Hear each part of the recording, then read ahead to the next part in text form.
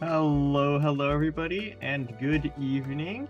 Welcome to week 4 of our GITCG NA tournament. I'm your host, as always, Sumi. Joining me today on the desk is Turtle. Would you like to say hi? Hello. Hello, Turtle. So week 4 is generally the time when the meta starts to solidify itself a little bit. Players tend to know what's good and not after a bit of experimenting. But that aside, I've heard whispers of a truce in NA where they all only bring DP. Now, I don't know how true that is. Truces have been broken before. We'll see if that plays out. But Turtle, before we get into anything else, would you do the honors of introducing our format? Of course. For this week's tournament format, as usual, we are doing 5 rounds, best of 1 Swiss, where players bring only one deck. There'll also be a major tournament at the end of patch, where all the best from the weeklies will gather and battle it out for the championship. Woohoo!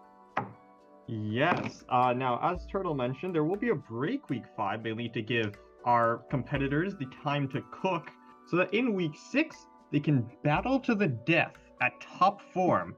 Now, the winner, whoever gets first place in each region, will get $50 worth of in-game purchases, and the losers you'll never hear from again, because they shall be banished to the Shadow Realm for not meeting our standards.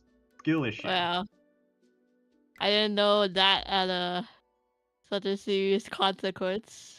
Yes, see, we at GITCG take our card games very, very seriously. If you don't take them as seriously as we do, you get banished. Never to be seen again. Have you ever been banished to the Shadow Realm? Funny story about that actually, many times. I've been to the Shadow Realm so many times, but I always come back. I have my ways. I have my ways. I can't tell other people how I do it, because then, maybe they won't take the game as seriously. If there was no consequence to losing, people would lose more. Yeah. That's interesting. It's how it is. Unfortunate.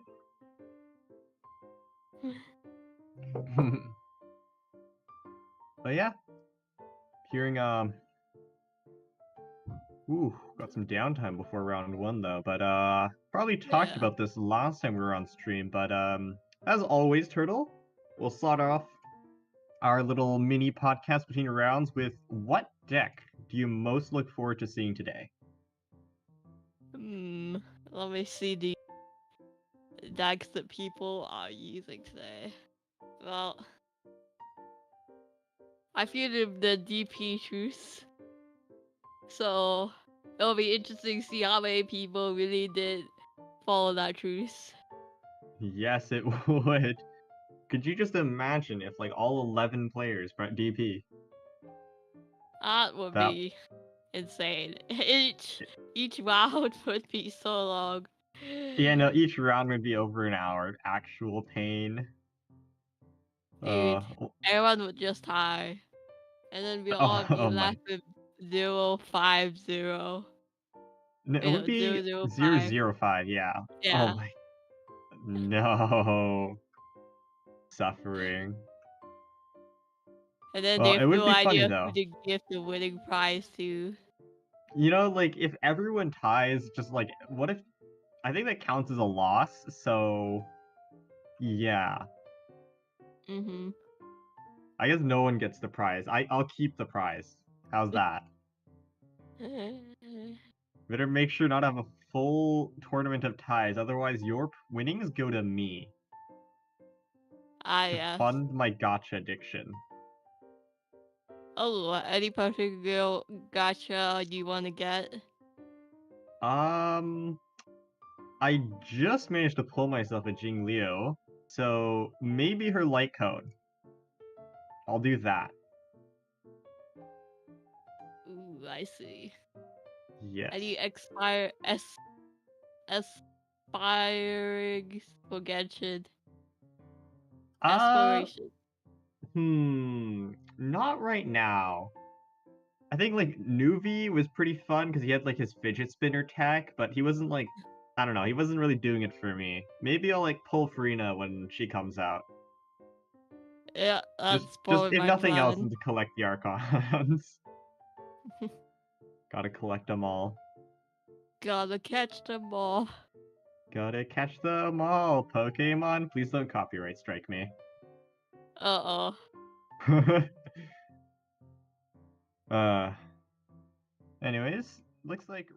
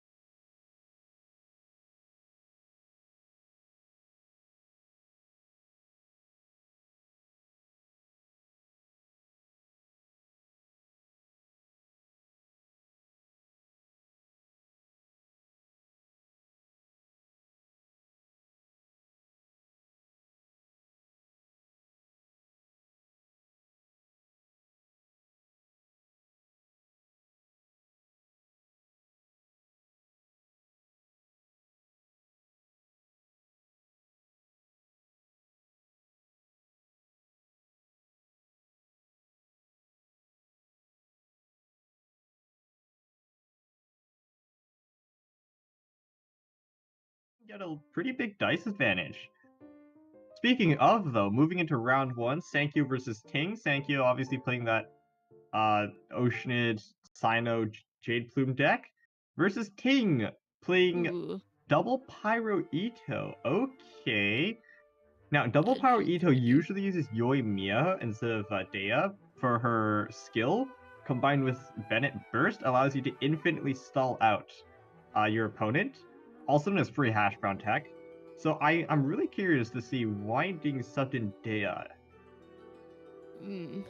I think I remember seeing a few Euro decks Yeah, no, but like earlier. it's if you're running Dehya Ito, it's usually Dehya Ito Noel instead of Bennett. So this is like quite interesting from Ting. Also, Ting is also running the Dunyazard engine.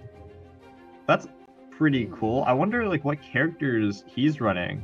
Because like we saw Sankyo was running Rana and Paimon. Let's take a look if we can at Ting's deck list when we get the chance. Sankyo though, we're just gonna start out on Oceanid. Playing a double strategize, just drawing quite a lot of cards.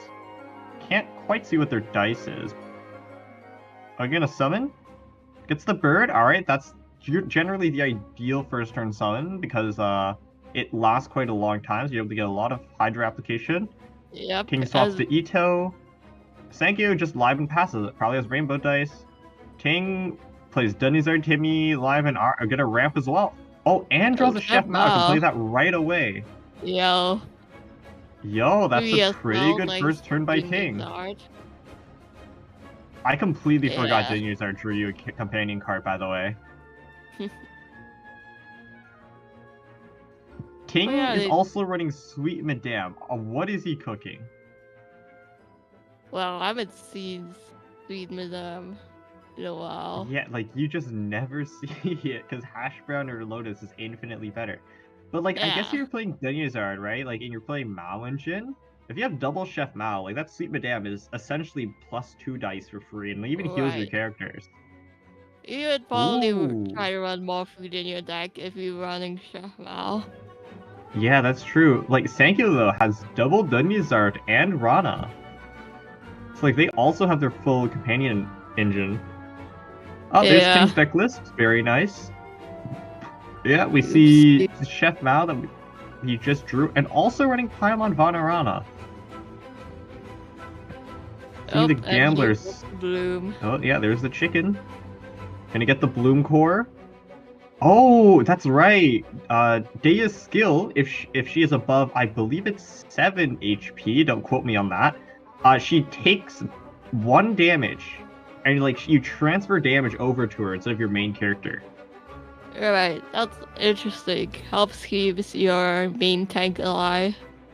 Yeah, like it keeps On Ito field, alive a little bit longer. Pretty cool. and still use that character on field and not worry about it taking as much damage. Be nice. Exactly. Now, Sankyo left with 6 dice. What would happen if they just calcs Adeptus? Because it's 4 base, right? Plus 2, which would be 6. And Adeptus make do 7. Unfortunately, just 1 off of lethaling Ito. If Ting didn't have Dehya's skill and Ushi, like, it would have been just barely enough. But like that Dehya's skill managed to tank enough damage for Ting to avoid lethal on Ito, so we can already see him getting good value out of her. Yeah. All the things going for building up Battle Burst now. Yeah, looks like it. Alright, swaps the Ocean to deny Aura. Very smart play by Sankyo. Bennett's skill, there we go. Drawing card from Sealy that we saw played earlier. And I believe what Sankyo will do, will play the double Dunyazard Rana and then just pass turn. Oh, draws a character. Alright, that's the second Rana. Unlucky that they didn't draw their Paimon, but I suppose right now they don't have the dice to use her anyways, so it's fine. Yeah, there's the Rana. I believe you draw another companion, and there's the Paimon. Yep. Ooh, a lot of cards though. Careful not to overdraw. How is that? 1, 2, 3, 4, 5, 6, 7, 8, 9. Oh, will overdraw by 1s. That's unlucky. Yeah. Yeah, we'll just end their turn though. Ting going to eat. Chef Hour refunded dice. We're gonna play Gamblers on Ita. And end turn. Alright, that's fair. Bird will attack. It's some Crystallize. Very nice. And that also puts Ocean in lethal range of Bennett. Bennett's skill obviously doing base 3 damage. So unless Sankyo rules George, Ocean will get lethal this turn. Yeah. Sankyo's character is not looking so healthy right now compared to the Dehya team. Oh yeah, for sure. Ocean's like already on 3, Chicken's on 6. But like, look, Sino stacks are stacking up though, so if Sankyo manages to just survive 2 turns, they'll have 5 damage base skills on Sino, which is quite scary. Combined with Hyper Bloom and like maybe some Quicken thrown in there once in a while. Yeah. Choosing to swap a Sino now, okay. I think this is like likely pressuring Ting to swap off Bennett. Ting, like, not really feeling it, just eats the Lotus. That will eat all of the damage. Sino is 3 base, plus 2 from Bloom, plus 1. It will be 6 damage. I think Bennett has exactly 6 shield.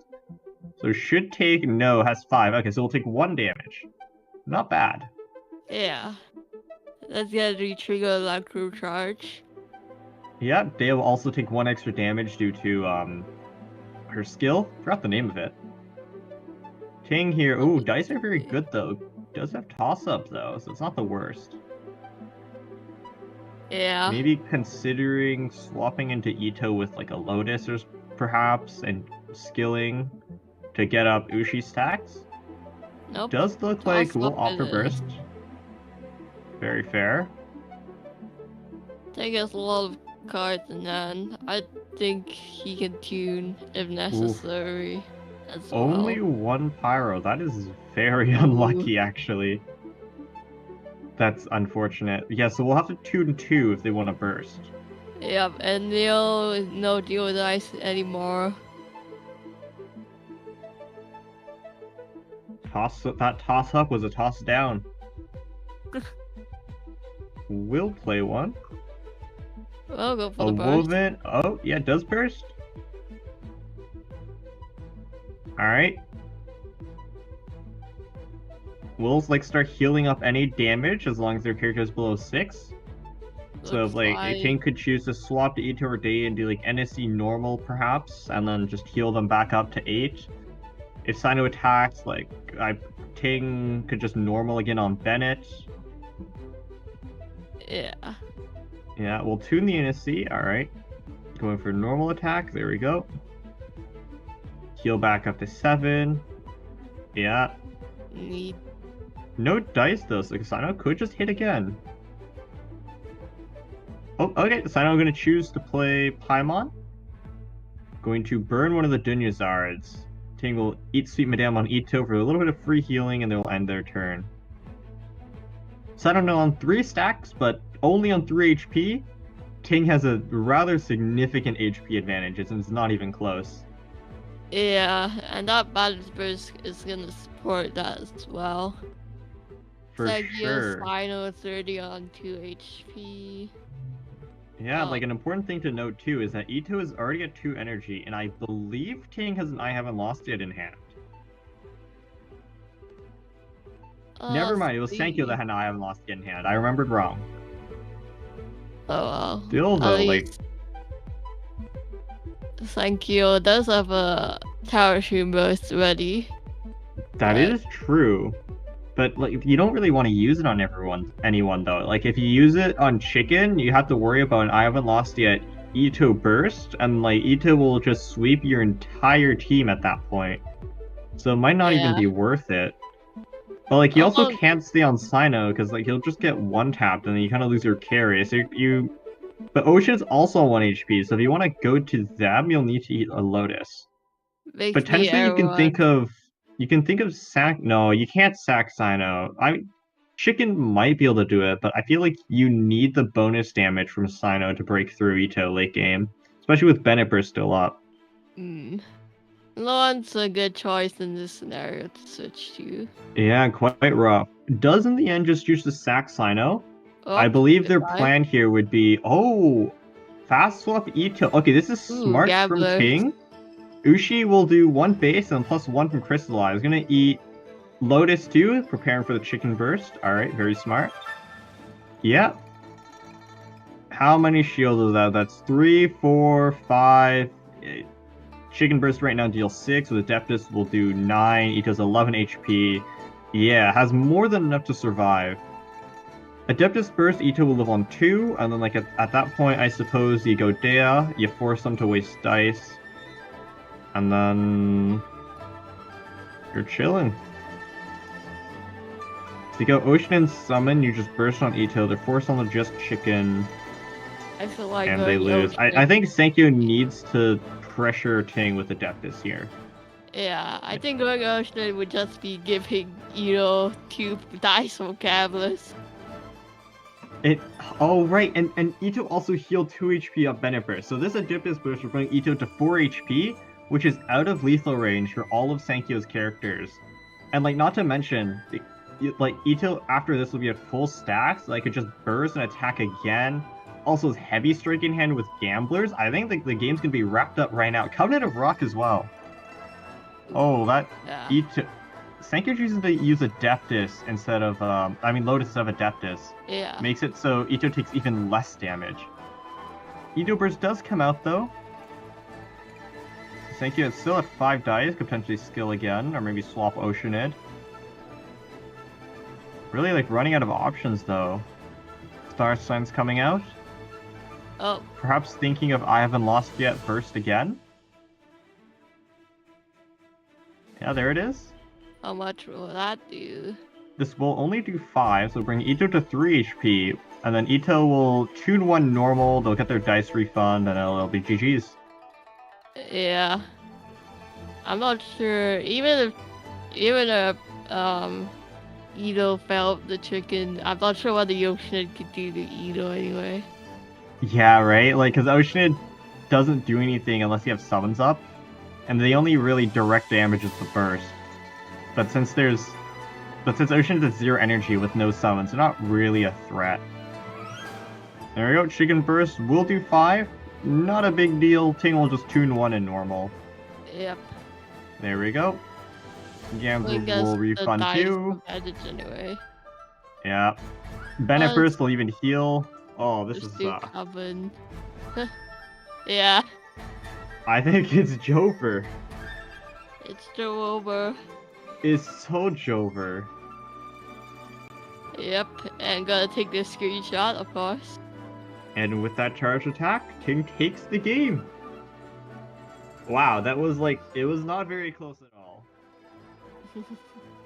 I think Sankyo's deck has some sauce where like you have Ocean to apply a Hydro Aura, and then you use Chicken to do blooms, and with their powerful burst, they tank a little bit of damage, get that off of the Death Dish, maybe snipe the character, and then come in with Sino, one-shot some with the Hyper Bloom proc, and then finish them off with passive. But maybe just like both Chicken and Sino don't apply aura off field, so aura application is rather low. I think we kind of saw Sankyo struggle with really getting reactions done there. Like, without reactions, it was quite difficult to break through Ting's Ito. Like, with Dehya shields and Ushi. Like, and on top of that, you had Bennett Burst, and like, they drew their Lotuses early. Really struggled to go through. Ocean didn't get to summon much that game either. Yeah, only managed to get Bird down, and like, kind of fell apart after that. It was a little bit unlucky on Sankyo's side. They drew their Paimons as the last companion card drawn from Dunyazard.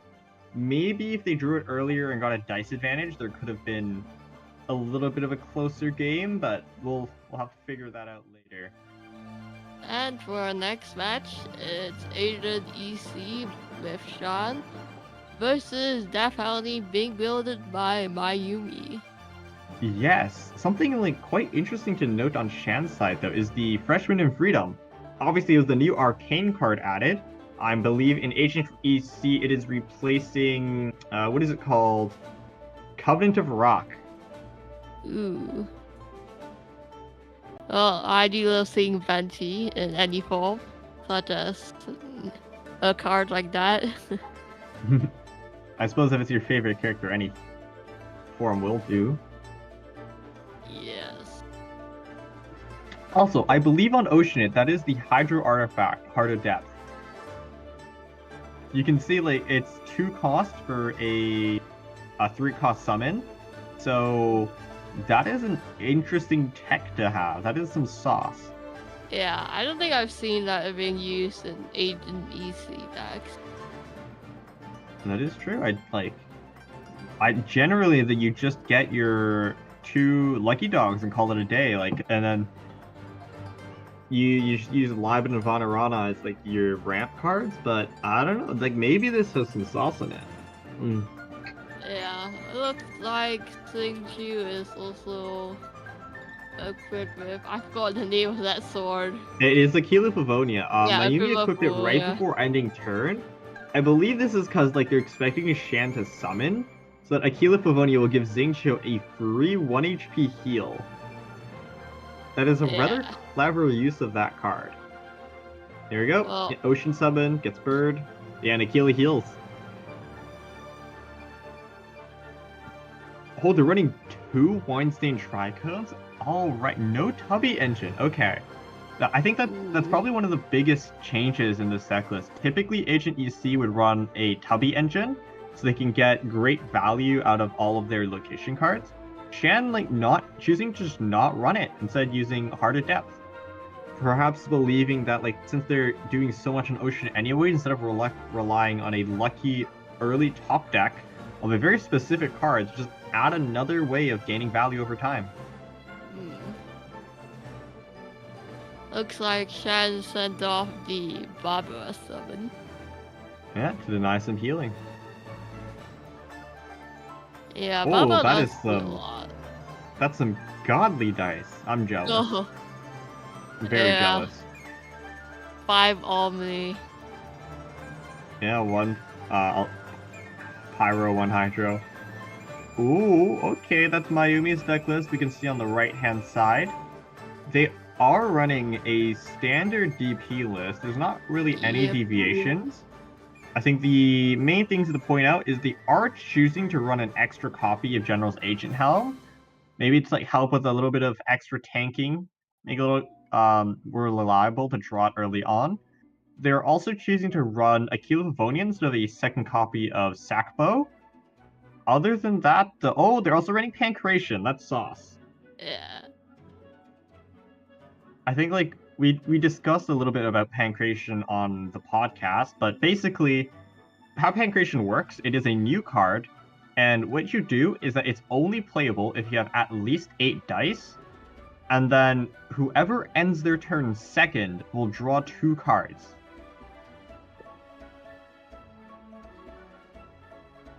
And basically, I think the idea in DP is because you're swap stalling so much, if you play Pancration, you're basically guaranteed to end second, so it's just a free strategize, and you take a free strategize. Shan considering their next move, though. They have Adeptus on Oceanid. Oh, they're gonna burst here. Big damage. Ooh, Diona is one off getting lethal. Ooh. Mayumi can freeze, though, but like also has to worry about a fast swap agent burst.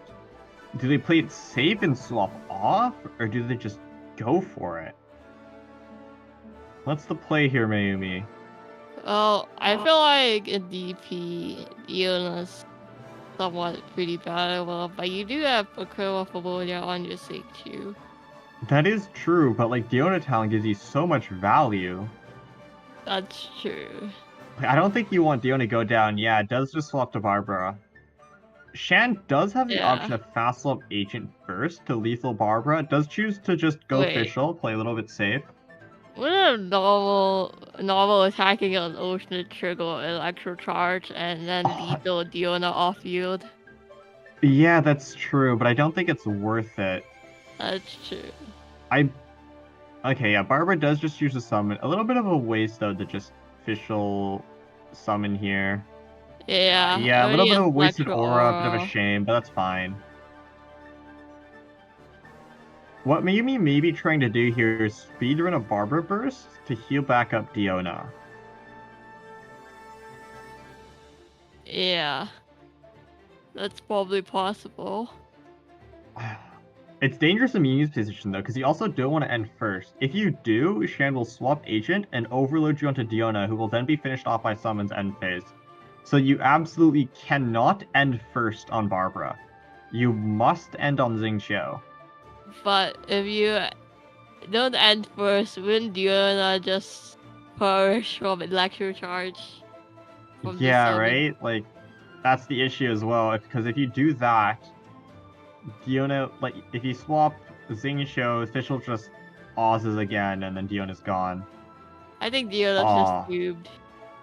And Diona also already ate, so like it's not even like you can heal her at the end phase with a hash round and have her live on 1. This is a very bad spot. Unless does just choose to sack. Alright. That's fair. Unless you're not gonna be able to... Oh, okay. Chooses to burst. That's fair. No, Skill would have put Barbara onto 2 HP. Does just choose to take her out. Diona's gonna perish. Oh yeah, that's Rip Diona. Looks like... it's just gonna be a Xingqiu solo against the world. Looks like Mayumi's gonna be at a huge disadvantage. I mean, it's not the worst thing though, because Agent has Cryo Aura. Oh, Lotus got burned too from Shan. That's true, but I mean, there's still other 2 characters on Shan's team. Yeah, they also have double Sumeru City set up too, like their entire hand is full. I don't think they're complaining very much. Ooh, dice are very good though. Does have a toss-up, it's not the end of the world. Also, on Mayumi's side, Agent has Cryo Aura. So if they just skill, it'll freeze Agent. So it's not even that bad. That's true. Official does look like they're gonna get their burst up pretty soon though. But I guess Officials, that chooses to normal attack. Alright, we'll do a little bit of extra damage.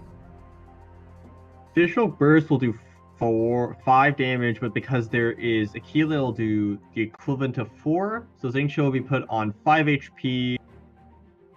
Yeah, looks like that's what Shan will be going for. Just a star signs, probably most likely a tune 1 and then burst. Oh wait, actually, it doesn't even need tune because Double Super City reduces the cost to 1. Xingqiu will normal. That puts Fischl into 1-shot range. Nope. Because Aquila obviously will boost Xingqiu's normal to 3. Shan just going to sacrifice Fischl. Alright. Oh, actually, wait, no. Mayumi has no dice. Yeah. Unless they play a Woven, they actually can't lethal Fischl. Oh, that's so smart from Shan. They summon Oz to get, like, the extra EC reaction, and then they'll tune in Burst later so they can get a second Electro Charge reaction, and also apply Electro Aura, which then next turn will swap to Agent and skill to get free Overload. Smart play from Shan, like, maximizing the potential of his auras. Oh, never mind. Oz gets sent off. No Overload. No Overload next turn. It's fine, though. Shan can still burst. Or summon again. I'm not sure I'm sure we were to get burst right now over a summon. Because you will have that Electro Aura next turn. Oh, those dice! It looked bad for a second, but then it was saved. Yeah, we'll choose to burst. May consider... Oh, okay, gonna summon again. I was going to say, though, Shan may have considered tuning 1 to play Cathedral in order to heal end phase. Looks like instead they'll just be getting another Ocean Summon up. Alright. No, I think they can still play Cathedral. Yeah. Oh, nope. Ocean Summon. Yeah, Ocean Summon because they have the Hydro Artifact. Gets Squirrel, so pretty good, actually. Unfortunately, Xingqiu does get cleansed due to Barbara Summon. Smack. Good thing there is now Vaporize. I think she's looking pretty powerful. Yeah, Xingqiu is, you know, half of his kit applies Hydro to himself, so that's not very ideal against a Pyro character on the other side. Yeah. Dice looking okay on the side of Shan. Not the best, not the worst. Shan can win if they just summon Star Signs Burst. It'll do 2, 4, 6. Yeah, and then Xingqiu with Rain Screen has 5 HP, so unless Mayumi has a Lotus, they will lose to Skill Burst. Skill Star Signs Burst. Normal attack, okay. This forces Shan to eat Lotus on Rodea if they do want to go for that play. It looks like they do. They seem like they are. Actually, no. If they're going to go for 5 cost, they didn't actually need to eat a Lotus, because George would have eaten 1 hit from normal attack, which would have brought Rodea to 1 HP, and then Rain Swords is a second instance of damage, so George would have blocked that too, and Rodea would have lived on exactly 1. So actually didn't need to eat Lotus if they double summoned, funnily enough. Decided to play it safe, though, which is fair. Oh, didn't even have Rain Sword, so Rodea would never have died in the first place. Yep, and here we're gonna see Tune 3 and Star Signs. And there's the burst. Though, that 10 damage. That reduced the 5-cost summon to 2 dice. Yeah, we saw like the cost reduction earlier, right? From the double Summoner's City and Hydro Artifact. This play actually wouldn't have been possible if it wasn't for double Summoner's City and Heart of Depth. They're at 10 damage, and bye-bye Xingqiu. Bye-bye Xingqiu. Congratulations to Shan. I suppose Shan might have just meant for the 1-cost summon and then Star Signs first. Yeah, no, that was that was really funny. But I think it was a real bad matchup for Mayumi, so like it was quite impressive that they managed to last as long as they did. Like stall decks like DP tend to do really bad against Ocean Official cores just because of they can't really block the piercing damage, and summons do have more value than skills, if you know what I mean. per Yeah. cost, like they just do more damage. Yeah. This is the last game for this round, I think. Yes, I believe that maybe. So, we don't mind. We'll take a look at the brackets. If possible, we'll take a look at which one of our competitors managed to win their very first round. Boop, boop, boop, boop, boop. Bum, bum, ba-dum-bum. And here we go. Ooh, looks like gets the Leo bye. managed to win against Bai. Very impressive. Birdie, yeah, see quite a few familiar names and a few new ones as well. Yeah. Ooh, Matt won against Spirit. Very nice. Neat. Indeed. What is Spirit running? Shenhe SC. Classic. Yep, All well, right. Mario is running Death Penalty. Looks like he's one of the Death Penalty part of the troops. Yeah, like we have about, I think it was a third of our players running it. I think that was the final count.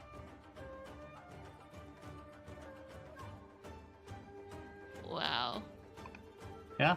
Two players.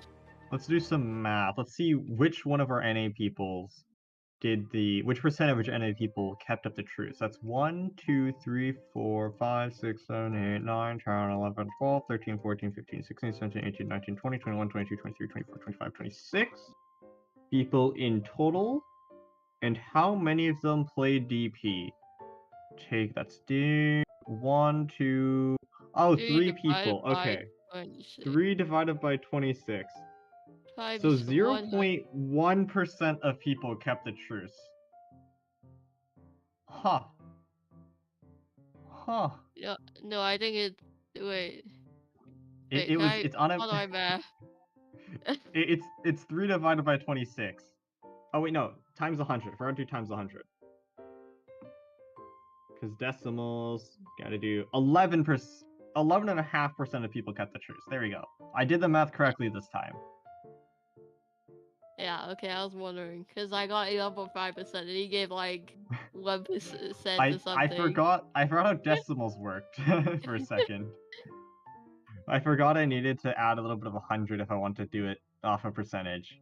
And That's on me.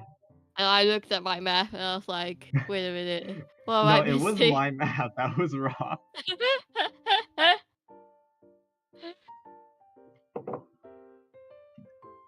Procaster, by the way. Well, oh my god. at least there's no decimals in TCG for you to calculate. Oh my god, no. I don't even wanna. I don't wanna think about calculating decimals in TCG. That's just pain. That's actual pain. You the next new character does 5.5 damage. Oh, fun fact, there's actually only 3 Wander decks as well, and they're all Eula freeze. So actually there is no Shenhe double and Emo with Wander. Ooh. Which is pretty cool. Do you have any preference with Wonder decks? Like Eula freeze versus Sino? Like, I understand the theory behind Shenhe Double Animo, mainly because I played it early on 3.7. So I haven't really experienced anything with Eula Freeze, but I think like it can also be pretty strong. I've seen what Leo was showing us when they were playing Eula Freeze in, I believe it was like 3.8 or 4.0 majors. Can't quite remember.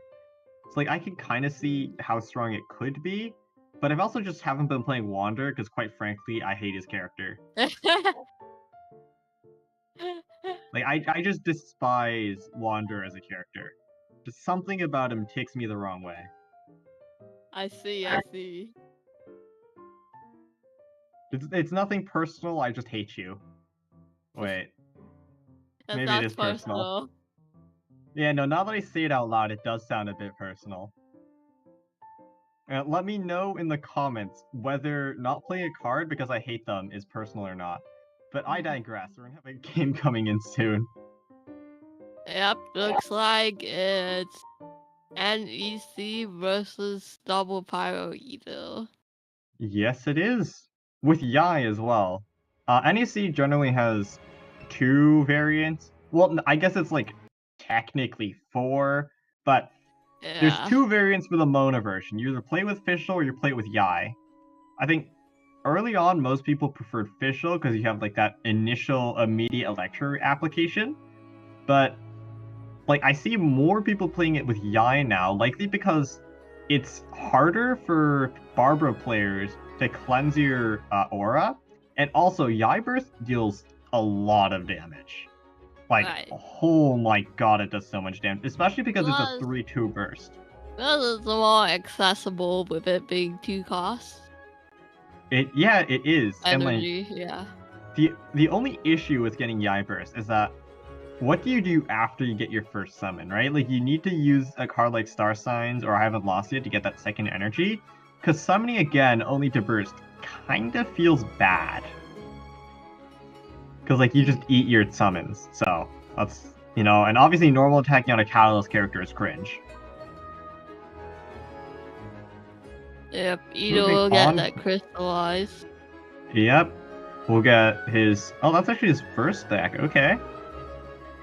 Rissa will swap to Mona. Oh boy, Delton cannot stay on Ito, otherwise they risk eating a Hyper Bloom reaction end phase, as well as an EC. Does have send off though, so everything is fine. We'll even eat pizza with their last remaining dice. Ito will be very nice and healthy coming in. We'll get Bloom off though. We'll get a Bloom though, that's true. Oh, they also even have a Quicken proc as well. Nahida's Seeds of Skanda will go off, though. Yeah. Make it a little bit less all healthy. The characters too. It looks like Nahida used 5 costs or... Yeah, they did. Delton was forced to do Gamblers, which was a bit unfortunate. It's end phase though, 3 damage, rather nice. I don't believe Dehya will get the damage share because Ito had shields on. Yeah. Damage share only works if they actually take health damage. I see. Well, let's see the dice. Oh, Yeah, Delton has pretty good dice. They had a perpetually spinning one. And Rissa deciding to keep the Hydra. I'm not sure if I agree with that. Like, I probably would have just went immediately into Yai, did my summon, and then went to Nahida to burst. Delton just top decked the Bell, going to summon Ushi, get the second stack of energy, get the shield. Rissa might have anticipated this swap. Yeah, fast swap Nahida. Adeptus, okay, how much damage is this? I'm too lazy to do the math, and there's the burst. Oh, that's so much damage. Yeah, makes... Plus, Seeds of Skanda coming in again. We'll load out Ito the tree. That's really valuable. Unfortunately, though, Rissa is like completely out of dice, so... Delton doesn't have that much either, because they just played that bell, but they also have Liben in hand, so they're just going to play that end first. Yep. And Ito started next turn, because that's Tenacity the Millilith, we'll get a shield refresh. Yeah, there's only really from Enwoven from Rissa either, because Rainbow deck. Yep, and Rissa with their last dice going to send off the Dehya summon, the Fiery Sanctum, to deny a Crystallize, and also the extra bonus damage. Yeah. And they're going to play Covenant of Ruck, so they still bring extra dice into the round, matching Delta in terms of dice count. Unfortunately, it's going to be random dice instead of Omni, but it's not that bad. On the right side, though, we have Delton's deck list, yes. They're running Tenacity in the Bell, obviously, because this is an Ito deck. I also believe I saw Dunya's Art Engine with Paimon, and I think I saw Rana on there as well. Ooh. Or no, Chef Mao. Okay, that's cooking. Yeah, Chef Mao, they're running the same amount of food. Right? Yeah, it's not like Tang where like he brought an extra sweet madame to get off some extra value. It's just running the normal amount of food. Did not choose to bring Vanarana though. That's an interesting choice. And also running No I Haven't Lost Yet. Okay. just gonna believe that you had enough sustain to just never have a character die. Yep, who needs I haven't lost yet when your characters just don't get Lilo? Exactly. If you end the game on 10 HP, it's like the I haven't lost yet is just a worse Festus. So true. Looks like it's gonna be Delton going draw to skill. just apply seeds. And yeah, probably gonna go like Yai after and then do. No, they don't have dice out. They have the two, so most likely Mona. Yeah, I'd be nice it's if a we could see little Rissa's deck again. cards. Haven't talked about it. Delton's giving the thunk. They have so much more dice though. Probably because they soft spelled. There's a lot of R on Delton though. Yeah, that's true. Like they're running Gamblers, 2 Caprices Vitches, and 2 Laurel Cornets. They're also running Rana because this is like a Yai Nahida deck. I feel like every Yai Nahida deck has Rana. And Sumeru City Rana, rather classic. Not getting much use out of Sumeru City. Obviously, because they obviously like don't have it down yet. And 2, their hand is extremely empty because they have to tune so much. Other than that, though, the deck is rather standard. Not anything that much noteworthy to point out other than the artifacts. Haven't had an opportunity to play it yet. With like artifacts on the ramp cards, the earlier you get them down, the better. So it's a bit unfortunate Rissa hasn't found the time. While we were talking, though, Delton just lost Dehya.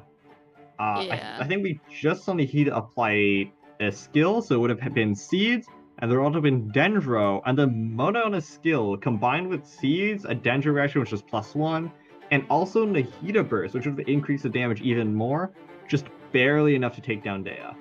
Yep, that's what we indeed saw. And yeah, got the Seeds of Scar on it, along with all the additional damage bonuses. Yep. And Delton going to also choose to sack Noelle and just play Paimon. So it's going to be Ito against the world versus Rissa's full HP Yai, Nahida with Burst, and Mona 1-off. Quite risky if I do say so myself. Yeah.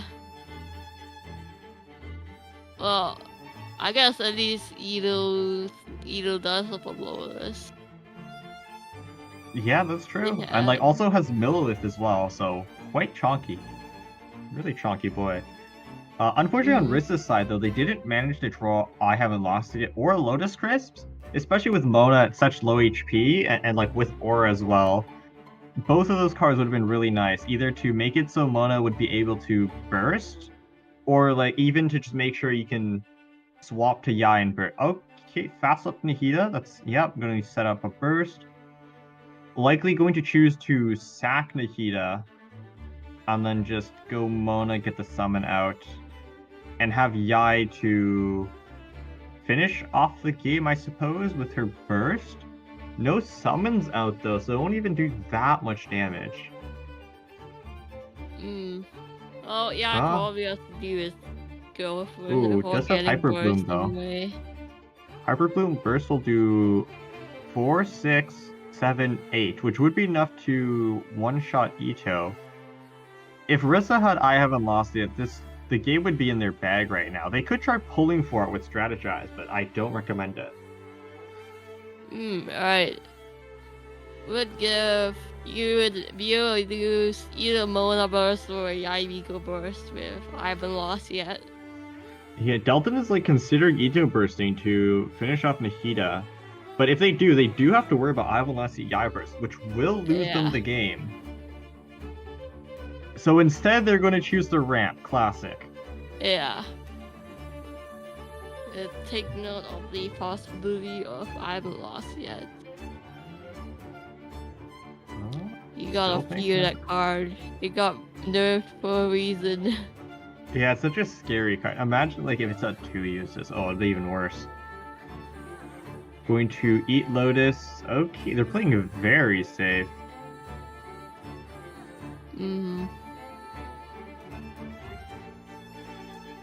Still thinking here. Are they going to summon again?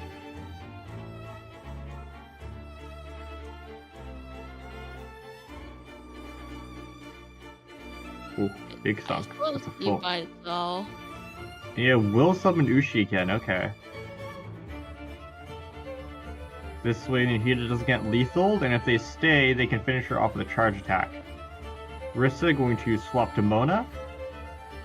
Ito cancel charge attack. It will do 4 damage, and like they have 3 stacks, so get free reduction as well.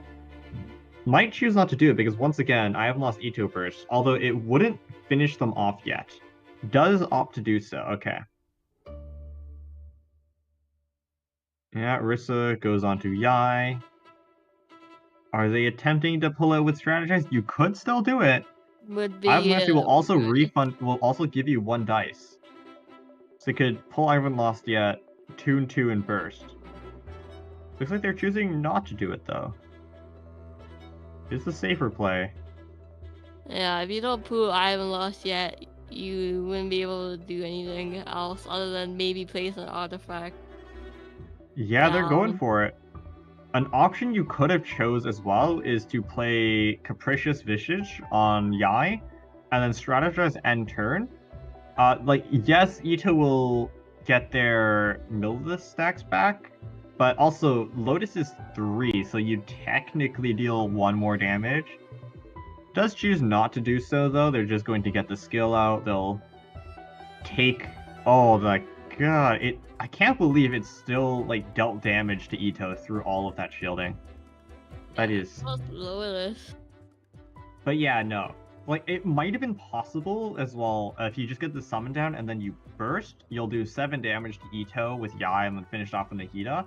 Unfortunately for Rissa, Delton has Adeptus in hand, which means Ito burst will then do 9 damage and one-shot Yai. Especially because they're going first. Yeah, there it is. Wind and Freedom too. Alright, it's Jover. It's so Jover. That Dehya wasn't going to be able to lethal Ito anyway. It would have actually been possible with Yai Burst. It would have dealt 7 damage, and then Nahida would also have Quicken, and Nahida would have also got Quicken plus like reaction plus her Shrine.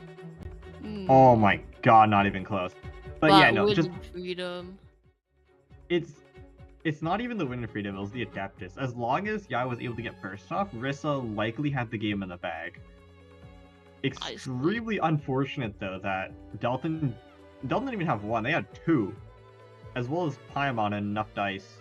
So, really close game by the 2 of them though. Rissa was able to, it looked like it lead early by finishing off Dehya and Noelle, but then Delta was able to come back with like the Bell, Tenacity, like Lotus, all of these defensive tools stacked onto Ito.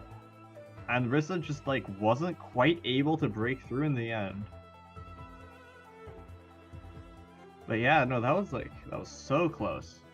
I believe if they just got a little bit more damage early, it would have been over. Just like a tiny bit off. You the Ito. This is why Ito is scary. I think we're gonna have a stall patch soon. Oof. Going straight to timer, alright. Wonder what type of stall is it though? Oh, VP bought Kokobi and Mona. And also Mona. Versus DP. Yeah. I wonder how this will go. I think if it was me, I favor the DP with Xingqiu Barbara. Because Barbara's skill heals more than Kokomi's summon. And also, Xingqiu Rain Swords provide more utility than Mona's skill. And Mona Burst won't get much value because you don't do that much damage in DP. You don't have like a really big burst to amplify the ×2 of Mona Bubble. It's like Law Werewolf's deck is classified as Leona Freeze and not Death Penalty. I guess that makes sense. Yeah, because you're not running, like, DP is specifically Diona Xingqiu Barbara.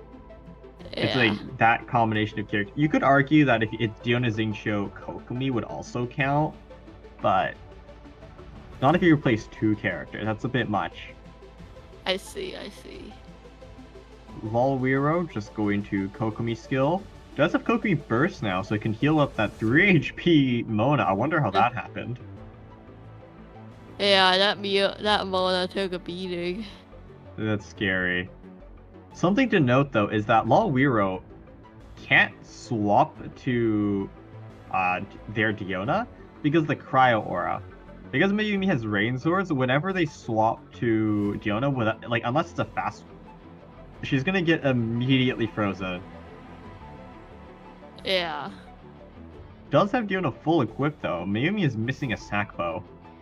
But there's Inkcho's the sack sword, so it's kind of even across the board. Oh, they only have like an extra totem on Diona, so I think Mayumi is more equipped overall. Yeah, Mayumi has an artifact on both Diona and Xingqiu. Not sure whether it's 3 cost or 2 cost one. I believe it should be, but Mayumi is running one of the 2 costs, so I could also be wrong. But also, Lawiro has more buildings down, so I think it's like even in terms of equipment. But I think like the double totem just lets them soak so much more damage in comparison to Lawiro. Especially because DP doesn't do that much base damage, the fact that you just have refreshing shields every round makes up for the extra dice Lawiro will be getting from Tenshu plus Sumeru City.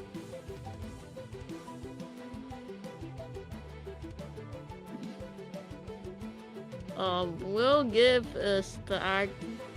Oh wait, Diona's frozen, they can't even play Talon, they're forced to end on 4. Oh, that's so bad. That's so bad. Yeah. Do you think they should have swapped and done something on a different character? But all the characters are low HP. The thing is though, if they have 4 cryo dice, it's not like they could have even really done anything. And if you do that, you have to worry about woven normal attack. With Xingqiu with Aquila would be able to one-tap both Kokomi and Mona. Yeah. Catherine, okay. Yeah, Scott Book Atlas? I don't know if I agree with this list. Okay. I'm seeing things in this list that I don't agree with.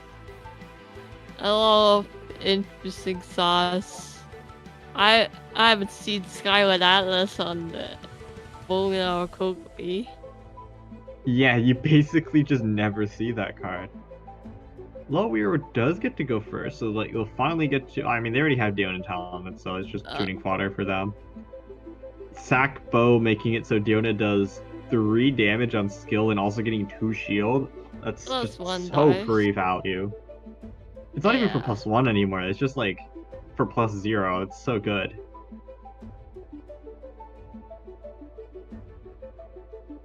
And on the right, this is Lawiro's deck list, running oh so many one-offs. Holy. Also, one of Wind and Freedom, like one off Catherine. At that point, why don't you just run Leave It to Me ? Right? That's true. I feel like if you're running Wind and Freedom, you might as well just run Leave It to Me. I feel like you would have more flexibility with Leave It to Me. Yeah. Right? Yeah. It's like especially with Catherine too. Especially in a stall deck like this, where maybe you might want to slow swap instead. And also, like, the fact that you're gonna have Mona, there's not really a point to Catherine. You, like, Leave It to Me is just better in every way. Right. Other than that, though, like, the Quick Knit I think is actually quite nice, because, like, if you have Kokomi summon, you can extend it a little bit to make sure Diona has an easier time freezing. And if you have Diona summon up, you can extend it to heal a bit more, so that's pretty cool. The Adeptus Temptation, though, I don't like at all. Yeah, most these characters don't really do damage for their burst. As like Diona, not really. Mona is a 3 cost, and doesn't tend to get burst. Yeah, another issue though is that this team has a lot of Hydro summons. So if at any point you attack with Diona and you don't freeze them, you're just going to cleanse the aura end phase. And that actually just griefs you, because you can't freeze during their actual turn when you're denying dice. Right.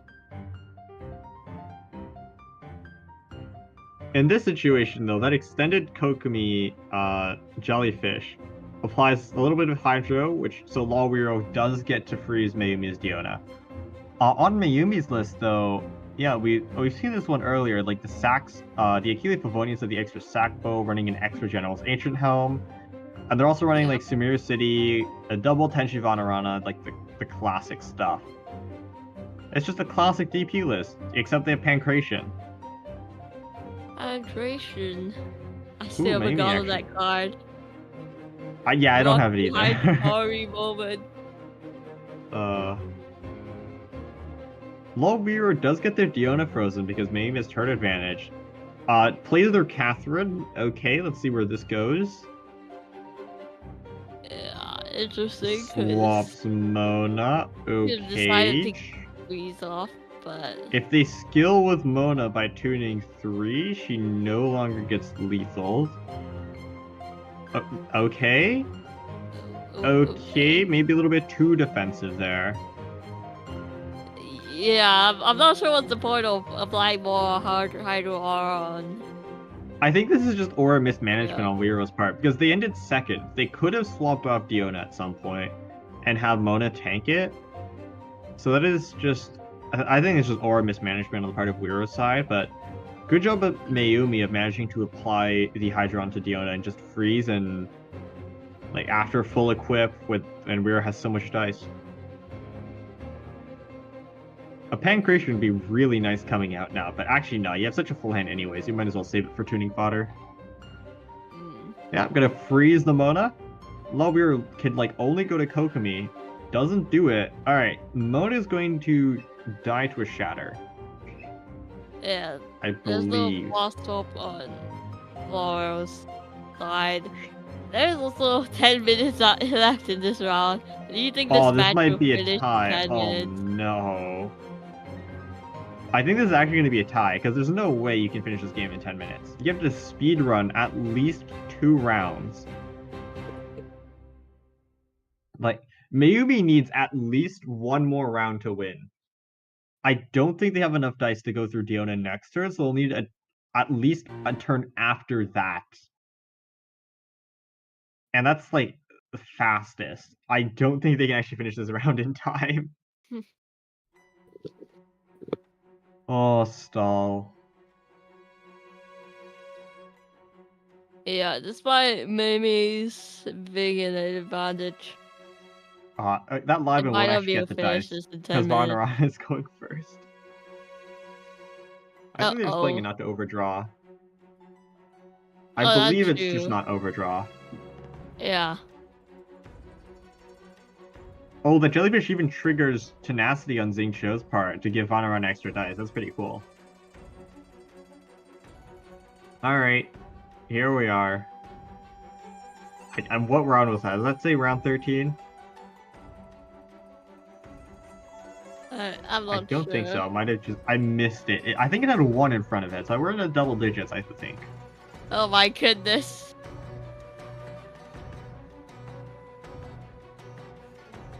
But, do you think they'll tie first or run into round 15 first?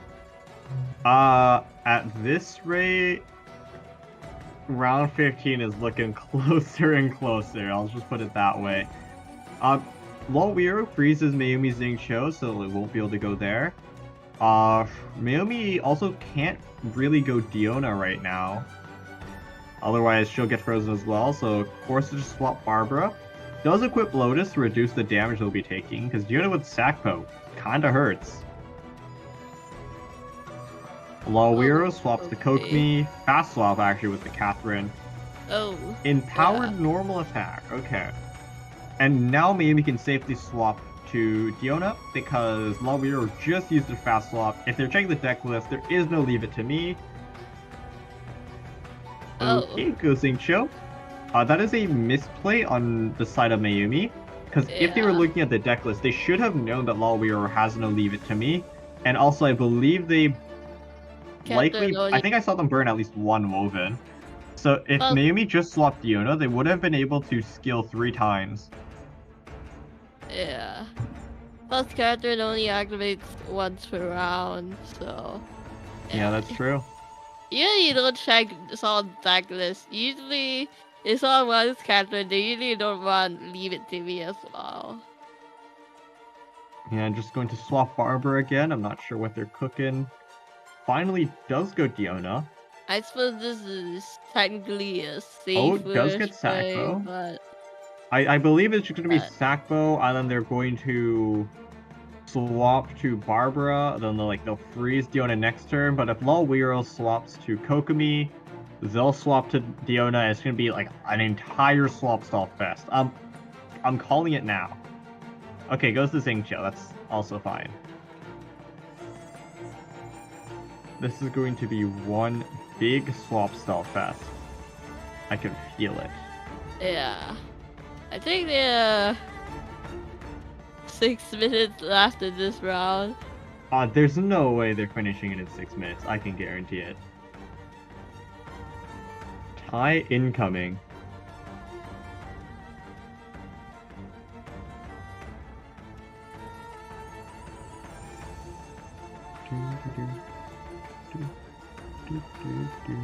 I wonder if it's better to start playing suboptimally because you know there's a tie incoming if you don't. Ooh, I haven't lost Maybe yet. just take out instead. It does choose the skill. Okay, I thought a burst would be coming out because Mayumi must be expecting like the Catherine swap. Yeah, here it is. Should be skill from Diona because they're. Freeze Ooh, time. was it not a fast swap? Wait, did Lawweiro fast up to Kokomi? Oh my god, that is a huge misplay. I mean, they kind Yeah. of did need to swap off, though, otherwise Kokomi would be lethal. I think Diona should have enough HP not to die here. Oh, that shatters is not what they liked. Yeah, no rain Yeah. source. Unfortunately, Mayumi doesn't have the dice to finish the job. This game will last another turn, Pain's Disparage. And you also need top of Diona. Yeah, one dice if they want to swap off. Or they actually, it might just be better to let Diona tank it. No, it does go Barbara. Okay, that's fair.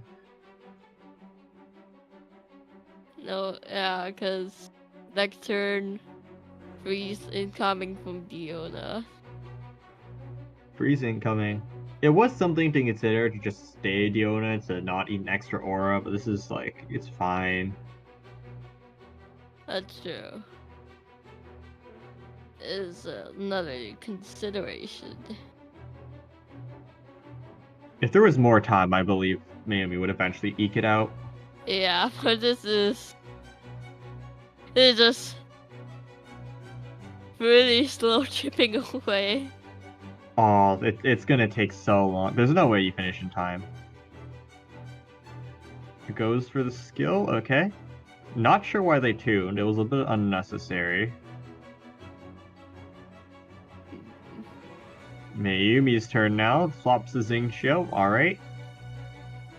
Burst, yep.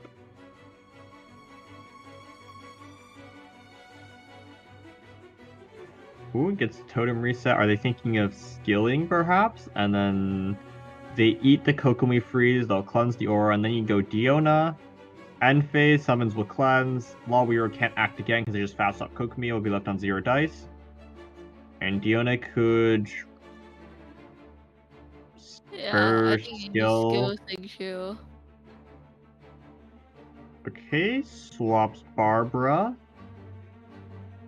Going to sack.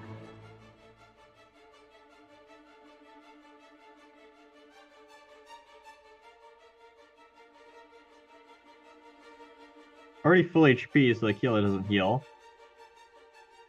Normal attacks, alright. Totem pops, yep. Here's the swap. And there's the freeze, okay. Okay. Okay.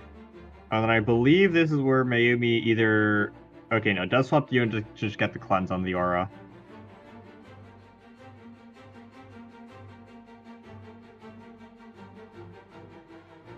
Libid will eat... Oh, yeah, it's gonna be the skill instead. Alright. Yep, 48.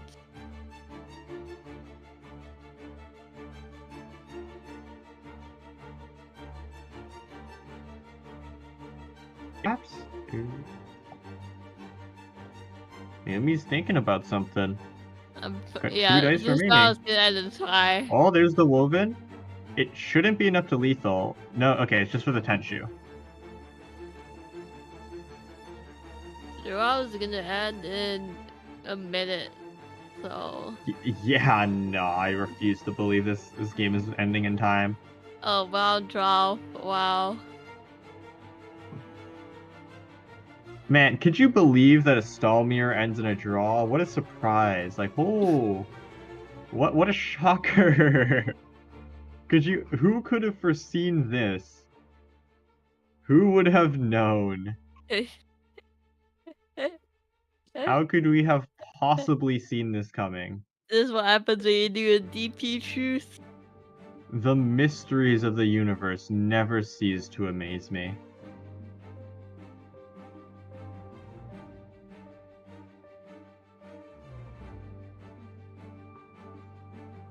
That Kokomi verse did more than I expected.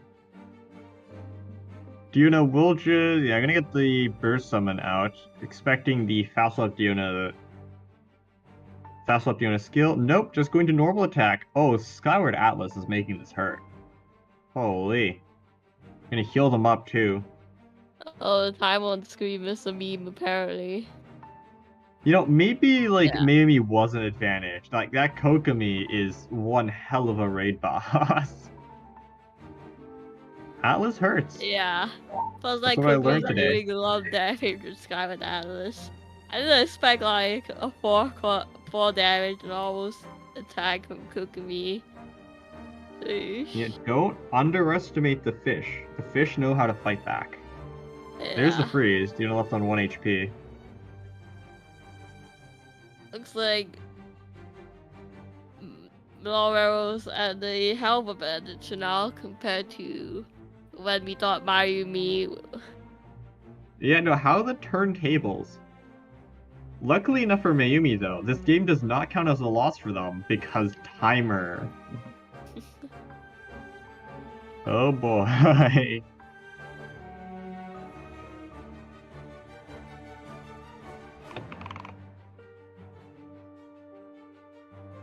There you go, you're gonna heal up for summons. Xingxia will do the same.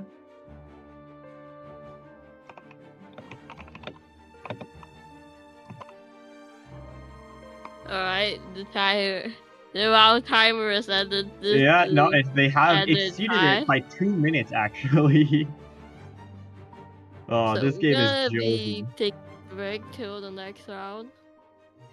Yes, we will be back soon after we have our sanities refreshed. Yes, we need a break from DP. A very big break. Maybe this is why NA didn't agree to the truce. That being said, though, we'll see you in round 3. Hopefully with some less stally games. Yep. We shall be back.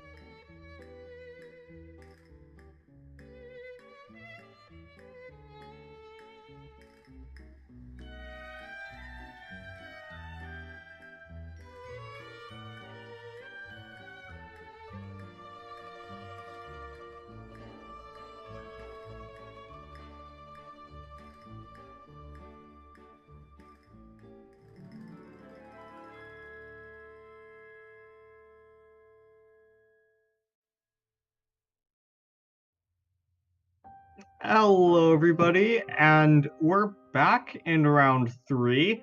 This time with not a stall mirror TM. It is Liel, one of our resident DP players, versus Le Paul, playing some sauce I've never seen before. Looks like we're really going for the DP truce this week. Yeah. It even has totem in it. Okay, so it looks like it has some stally elements. I am not quite sure what the game plan is yet, but it is still early. Maybe we'll find out. Looks like they did start Rissa. I believe they're just like charging the static stats. Forgot the exact name for it. Oh no, they started Dehya to get seeds. Okay. Do you want to start from Liel? They are gonna get the Fiery Sanctum down. Sakabo as well, alright. The skill. You get a dice refresh, very nice, and a little bit of shielding as well. Mm-hmm. Ooh, and here comes the Rissa. Someone is gonna get the stacks.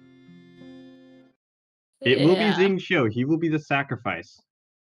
Never mind. I'm gonna swap to Nahida because I'm pretty sure Lepal doesn't want to give Leo a free cleanse, so that's a smart play. Oh, cleanse for you. You only get bloobs. Leo will just play strategize. There's a woven.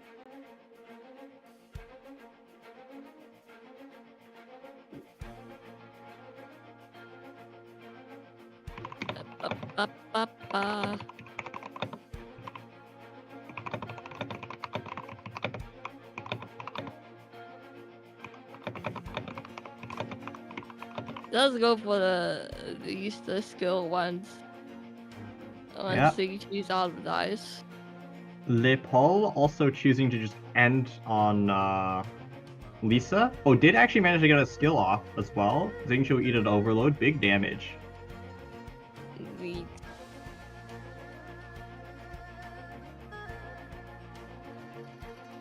Dice. Ooh, some nice pyro in there.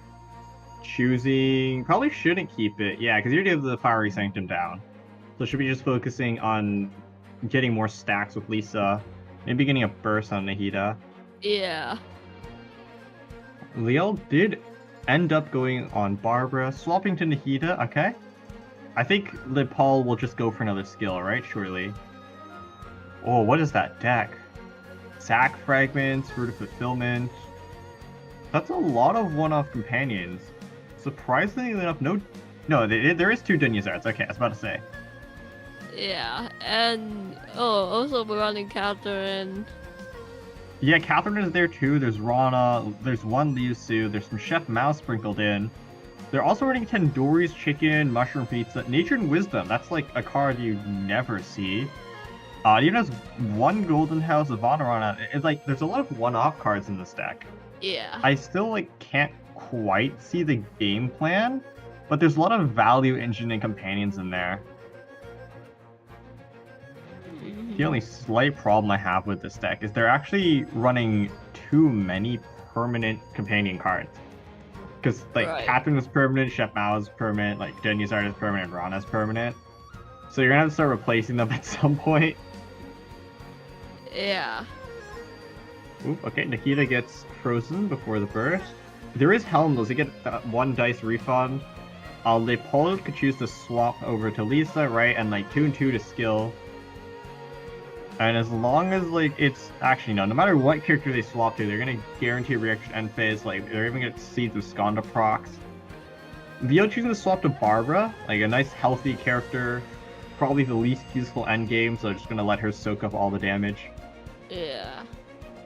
We'll maybe get some Rissa skill stacks in. Another thing they could consider doing is just eat pizza on either Dehya or Nahida and just pass turn and carry 2 over with the Vanarana. And then just skill on Rissa next turn. Yeah, plus you could place the companion card or Sopa. Okay, gonna swap to Dehya to hopefully cleanse the Cryo Ore off Dehya. Pretty smart play. Leo will respond by just going Xingqiu. Alright. Going to swap back to Lisa. Okay, I think what Leopold is trying to do here is threaten Xingqiu with a Lisa skill sort of next turn to do 7 damage. Actually, no, it should be... I think it's 2 base... No, it'd be 6 damage, and then 7 with 8 with the overload from Dehya's Pyro Aura. Although Xingqiu will cleanse it, so at the end of the day, it will actually just be 6, and then some of that will be eaten up by the shields. Leopold left with only 1 dice. Oh, no, We'll swap over to Nahida. No. Yeah, No, expecting... Yeah, Lielic just expecting Xingqiu to set up a rain screen to cleanse the Pyro Aura, so they will just immediately swap over to Nahida to get some Helm value, reduce the damage, and give them back 1 dice. Alright. Makes sense. Dice? Looking pretty good, I suppose. Yeah, that's some nice dice. You take those.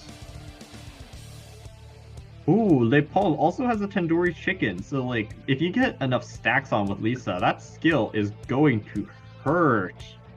And also, like, Nahida with quicken stacks and burst down, ooh, it's a chunky bit of damage.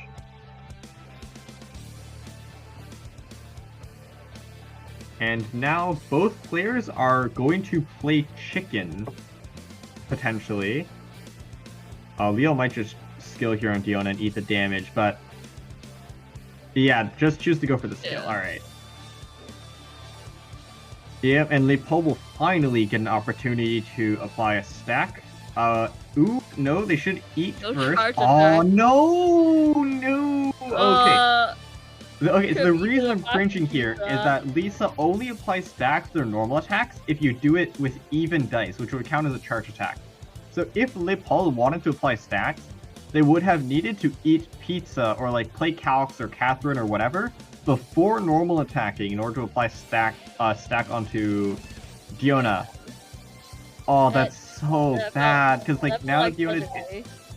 Oh, that's such a... Yeah, no, that's so unlucky. That's not good at all. That's yeah. I think like maybe a little bit of inexperience kicking in there. I believe this is the first time I'm seeing them. So maybe like they're a newer player, they're not quite sure how the charge attack mechanic works, which is like it's understandable, it's a little bit confusing. But like the fact that Diona won't be stacking up damage as these rounds progress is really bad. You're losing out on so much damage potential. Especially against the stall deck, where you really want any damage you can get. Yep, that's you don't like that. Leo just gonna set up Barber's skill. Alright, it is Le's turn. 2 dice remaining. Alright, gonna eat some pizza onto Lisa, heal her back up a little bit, and I think if you're Le, you want to end first, that way you don't give a cleanse. I don't know if I agree with that. If you ended first, you would have, I mean, no, because like Leo could have just swapped the Xingqiu, and then it would have hit anyways. Yeah, okay, it's like it would have been the same thing, essentially.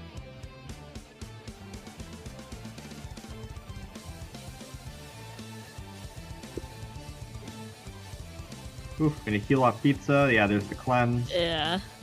Dunias are finally in the hand of Le.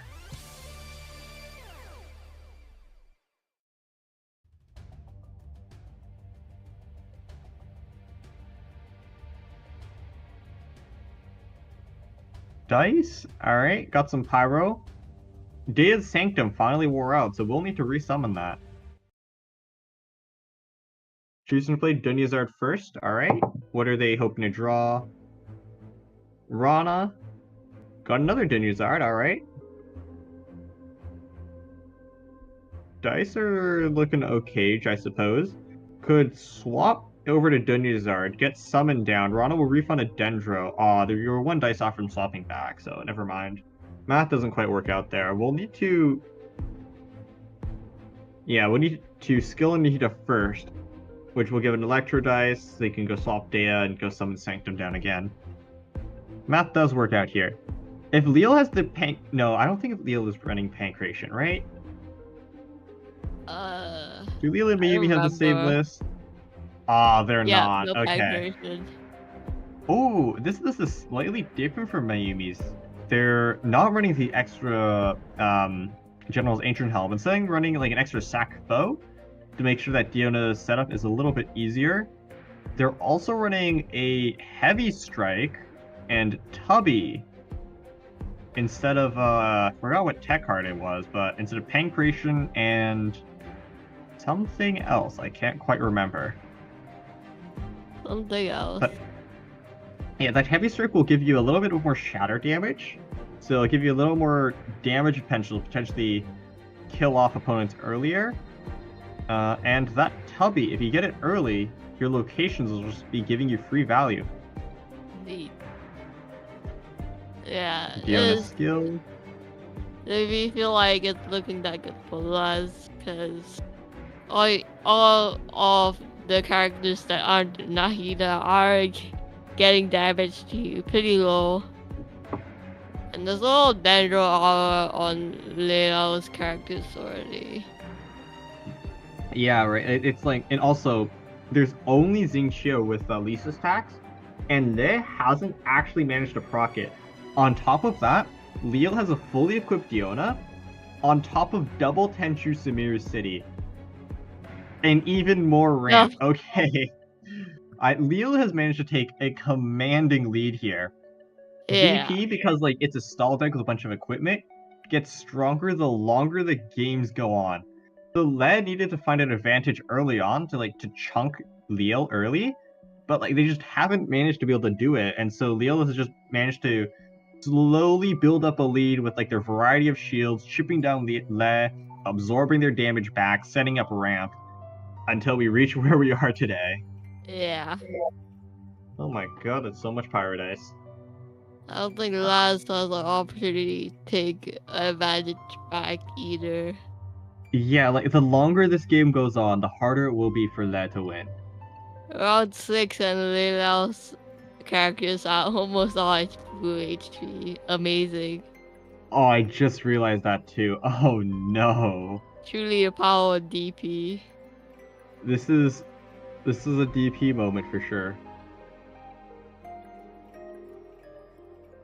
First on Nahida, gonna chunk it down a little bit.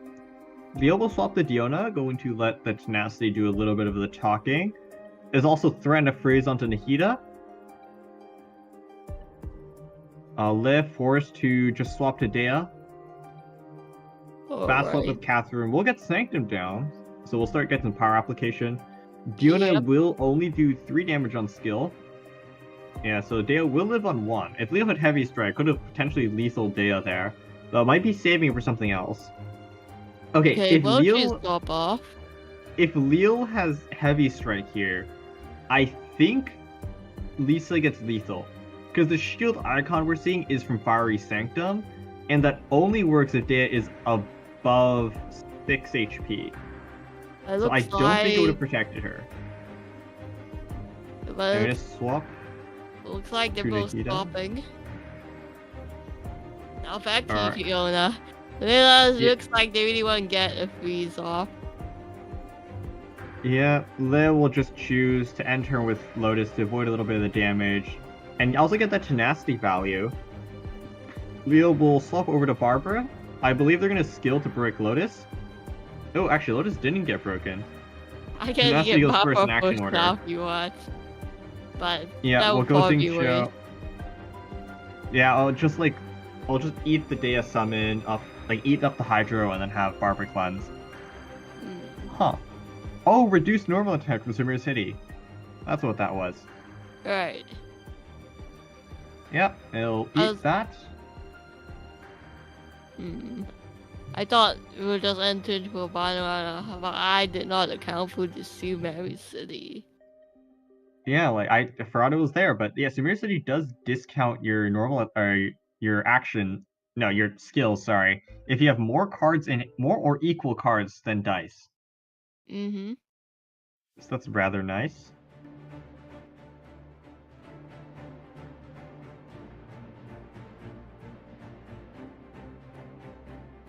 But as like the game is progressing, though, Le is getting in a progressively worse state. Dehya is now a 1-tap, and Lisa is not much better. The only really healthy person is Nahida, but even then, you still need to get some reactions down. I think like I've seen one reaction from the side of Le this entire game. Yeah. Unfortunately, Monodendro is just green damage. Yeah, No Monodendro's not that good. I mean, you are doing 3 though because of the weapon, but still, like no reaction is just so bad. It's not very good. Well, at least let's just manage to get Dendro on everyone, but will they be able to get some reactions even after They this? could fast swap Lisa here in skill. Note that this would be an infinitely better play if they managed to get a charge attack off earlier, because then Lisa's skill would have done 6 instead of just 2 base. Combined with Tandoori, it would have done 8. No, it would have been dealt 7 damage total to Diona. 8 actually, no. 8 damage total because of Shrine of Maya. So, it would have really put a chunk onto Liel. Unfortunately, like, Burst is the next best play, because they don't have the static stacks. Diona still survives on 8 HP and is completely fine. Yep, Diona's just chilling. Diona is indeed just chilling. Will eat Hash. This brings Lisa out of 1-shot range, needs a 2-shot range. And let's roll the dice about it once again. Yeah, we'll use their last dice to swap to Dehya. I think if I'm Leo, I'm swapping to Xingqiu here. I know Lead doesn't run Woven, and I know they also don't have changing shifts. So I swap to Xingqiu, I use my Rain Swords, and then like it forces them to stay on Nahida, and because if they go to Lisa, they get lethaled by normal attack. Right. And if they go to Nahida, they eat 4 damage. No, 5 damage. Doesn't choose to do that though, which is perfectly fine. Yeah, it swaps to Xingqiu. I think setting up Rain Swords here. Rain Swords will do 3. Lisa will live on 1, and then, which case, Diona's Stone finishes her off. You're left with just Nahida. Yeah. And then, like, as long as you can just go to like, next turn, you just skill on Xingqiu, you swap to Diona, you freeze Nahida, and you kind of just win. Woohoo. Winning. Park. Lotus as well? Okay. Okay. Oh, it doesn't want to eat the Burgeon proc from... Yeah. Because if this is Rain Swords, it will give a free blue. Choose the Rain screen instead. Alright, that's fine as well. Alright, interesting. Yep. There you go. Lotus completely eats the Burgeon. Oh my god, 5 damage. Plus. Because it cleansed the Hydra, right? Yeah, 2 base, and then 2 from Burgeon, 2 from Reaction. All that healing. God, that's so much damage. The end phase too. Unfortunately, Lei is just playing Monodendro, so eventually Leo will win. Yeah. There are summons down right now, but... Yeah, those summons will disappear soon. Plus, Layla can just swap into a different character that is a Diona that can tank that.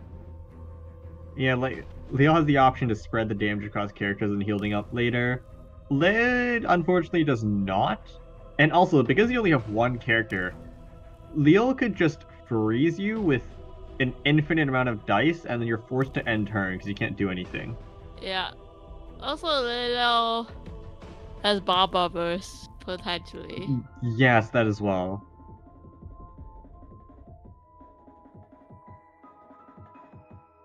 Going to swap out Fruit of Fulfillment with Sacrificial Book. This will refund some Dendro dice whenever you skill. Not doing it now, considering it. Does choose to do it, okay. Yeah, just going to skill to get that Dendro refund. Tandoori's as well? No, okay, does just choose the skill. Alright. Yeah, we'll get that refund. Yep. What will Leo choose to do? Just goes to Diona, alright. I suppose they can do another skill now. All Lotus. Yeah, they can Lotus Pass, and then yeah. Oh, they even get extra dice from Chef Mouse. They can also tune 1 and burst. Yeah, there we That's go. pretty neat. Leo will get that refund from Tenacity. Going to skill, get some shields, breaks Lotus, breaks the Tenacity. Skill will do 6, and then summon will do 7. So exact lethal this turn. God, this went way longer than I expected. Oh, well, normal attack. Yeah, normal also deals 3. A bit of a slog for the first game of round 3, but we have finally managed to get through it. Congratulations to Leo for managing to eventually come out on top. Yep, but... and just like Bo, you do another normal attack. Oh, they also get a refund from Samir City, right. But yeah, no. Congratulations to Leo for eventually managing to come out through this very, very long game. Not quite as bad as a DP mirror, but we're getting there. And also, congratulations, or not really congratulations, but thank you for Lev for giving us an entertaining deck. Unfortunately, we didn't get to see its full potential, but maybe one day we'll see it top a tournament. It looks like we're back into another DP game. This time DP versus Lumi's patented Kokomi Beidou deck. Wow. I can't tell who's winning. Well, I hope they can finish this match in 10 minutes, or they will be getting a tie. What do you think about the prospects of this match finishing in 10 minutes? It is never happening. I guarantee it. But surprisingly though, it looks like Lumi has managed to gain a slight advantage over Mayumi, managing to somehow knock out Barbara before he got here. Looks like Kokomi's also fully equipped. I'm not sure what artifact that is though.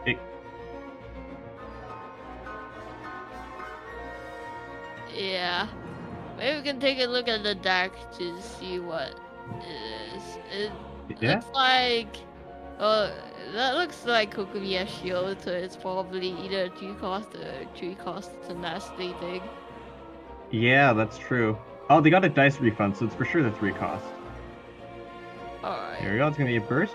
I think the thing I really like about Lumi's Kokomi Beidou deck is just like the amount of synergy it has. Because like there's you're running Beidou with Qingju Forest, and Qingju Forest, what it does is if you ended second, it will give you 1 extra dice sort of next turn. You get to play for free. And with Beidou, whose skills delays your turn, you're basically guaranteed to end second. And also, if you equip Tenacity on Beidou, if you skill on her, you're essentially getting like 4 free shields. So like that, you just soak up so much damage. And like eventually you get Kokomi Burst that's going to heal you all the way back up. Combined with whatever weapon is currently on her, I'm guessing it's Fruit of Fulfillment, but it also can be Atlas depending if we can see an effect. I doubt it's sacrificial though. Yeah. It also be Magic Guide as well. I'm leaning towards the side of Fruit of Fulfillment though.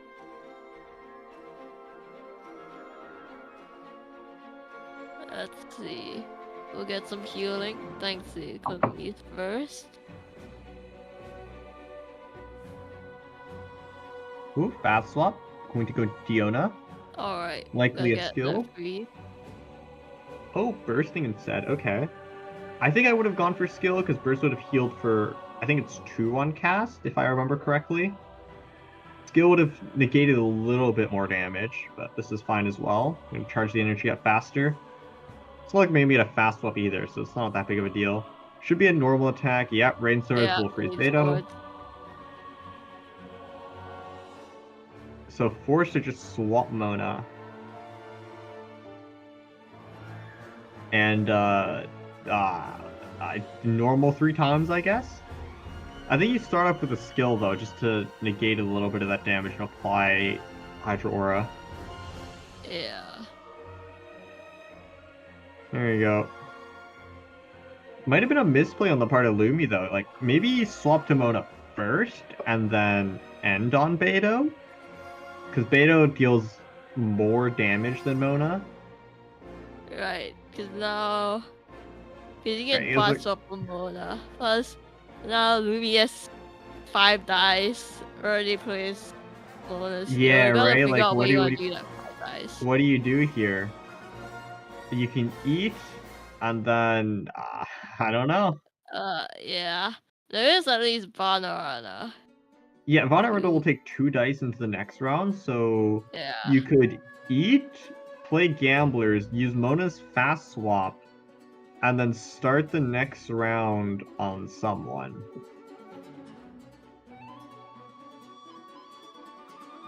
But Yeah. like we were saying earlier though, how Lumi had a slight advantage. It looks like Mayumi managed to take it back in the span of a turn. Yeah. All characters frozen. All characters frozen. And It's the decide worst to feeling in the play. world. Could play Does choose the Gamblers. fast swap. Chooses I to not use it. Alright. But I suppose I would know where to put who to put Gamblers on. Yeah, that's true. I think the most likely target is like Kokomi, but you already have Helm on her and you're going to another round, so Yeah. wait. Actually, I'm not really Lumi sure why and does Mayumi Gamblers. have both drawn their entire decks. Hmm? Both Lumi and Mayumi have both managed to draw their entire decks. They have no cards left. Oh. Oh my Which goodness. also means as this game goes longer, Mayumi is going to find it harder and harder to use Sumeru City, because like you're eventually gonna have to start tuning cards in order to cast skills. Already a deck out. Luckily, unlike in Yu-Gi-Oh! Or Hearthstone, you don't immediately lose if you don't have a deck. I don't The think I've battle seen a must deck out continue. before.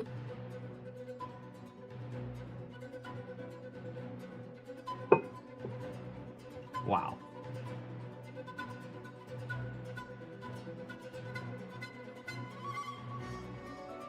Ooh, fun fact, by the way, about Beto skill. Burst. Not many people know this because, like, one person in the entirety of the world plays Beto, which is Lumi. But Beto's skill actually reduces all damage you take by 1. Right. Uh. I think what Lumi might be trying to do here is you normal attack on Mona, you get the damage out, and then you sack Mona. I haven't lost yet first on Kokomi, and then Minty Meat rolls to sweep. Like that might be what they're thinking of doing right now. I do have blow up dice. You do have like a fair bit though. Yeah, just use a normal attack. All right.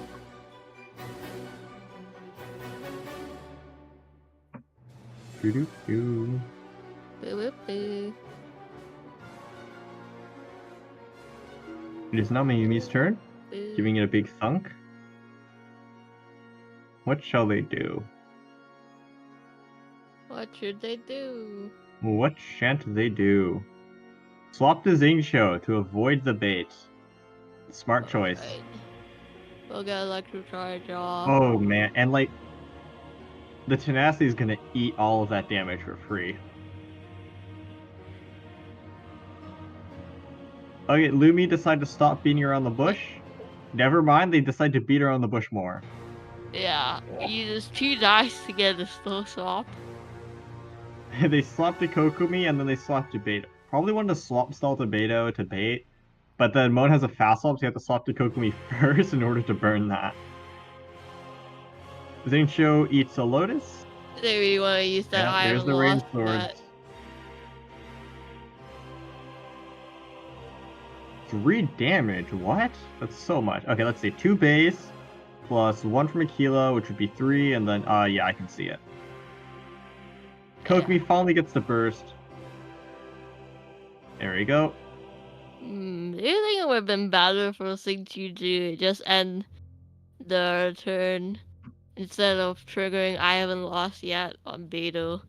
Maybe, but then if they did that, Beta would have just normal attack, would have still gotten electro charge. It's hard to say. Right, plus well the other two characters were low HP anyway, so there's still Yeah. next turn to use the I haven't lost yet if it's not this round. The Oh only well. the only worrying thing here is that as long as Mayumi normal attacks, they ended first, so Mona's guaranteed to get lethal. And then Rainswords will go on to Kokomi, and then all Mayumi needs to do is stay on Xingqiu until Kokomi eventually kills him. And then you skill on Diona, you get your free freeze, and then Mayumi can't do anything. I mean, Lumi can't do anything. Also, if you saw Lumi, they deliberately kept 5 different elements. That way, Tenshikaku is guaranteed to proc.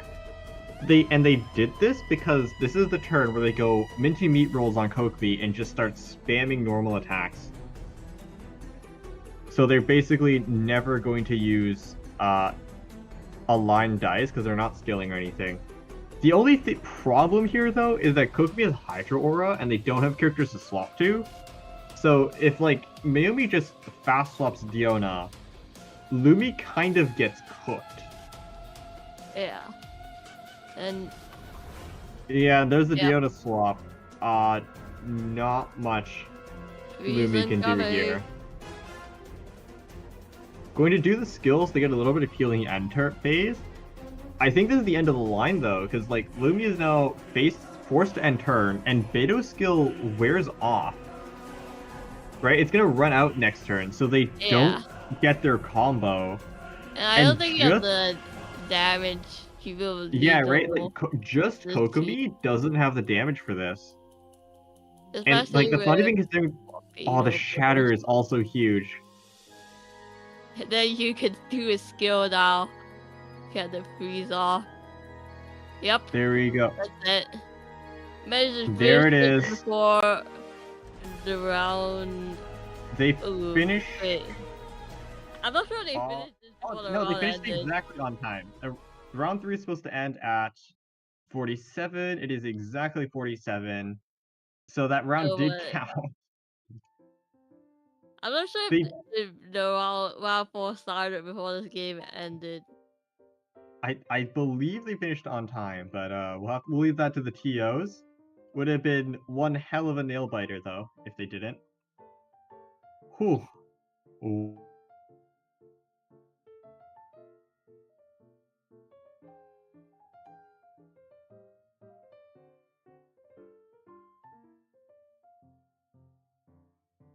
Like Beto Burst was almost up. Yeah. Oof. Man. What a game. Lots of stall today. Yeah. That DP choose.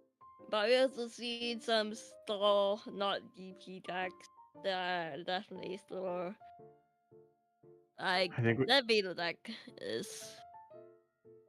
That Beto Kokomi deck. That Beto Kokomi deck, it's got some sauce. Yeah. I think we've actually only had I think we've only seen like 2 non-stall decks.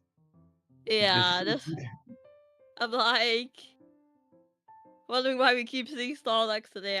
I look at the deck. I'm looking at the deck list today, and I'm like, wait a minute, isn't there supposed to be 3 Shino SC decks in here, 2 Yulahuris?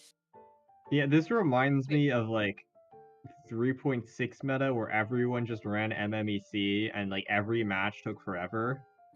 It's basically that. There's like 4 Shino SC decks in this, and yet we haven't seen any of them. But yet we've seen so much death penalty and so much stall. Yeah. Oh, there's just... Oh boy. You know, maybe stall is gonna be like meta again. Yep. Stall will take it over again, who knows. We have the character breakdown. Looks like Mona's the most popular character here. Of course. Oh, as always, like extremely flexible with that free fast swap, so not that big of a surprise. Yeah. Chongyun, Nahida, Raiden, Dehya and Shan are all tied together. I think the one I'm surprised about though is that how little usage Ito and Fischl have. Ooh, that's true. Like Fischl is a driver for, I mean, mainly Agent EC nowadays, but also Quicken decks for the most part. And the fact that Ito isn't like completely running the competition like before, where everyone played Bin, kind of a welcome change actually. Mm. But, or maybe not, because people are running DP. I mean, Yeah. silver linings, I guess.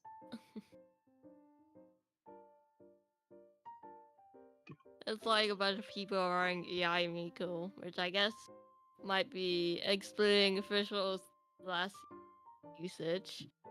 Yeah, that's true. Like Yai and Fischl are kind of competing for the same slot in the same teams. Yep. Yeah.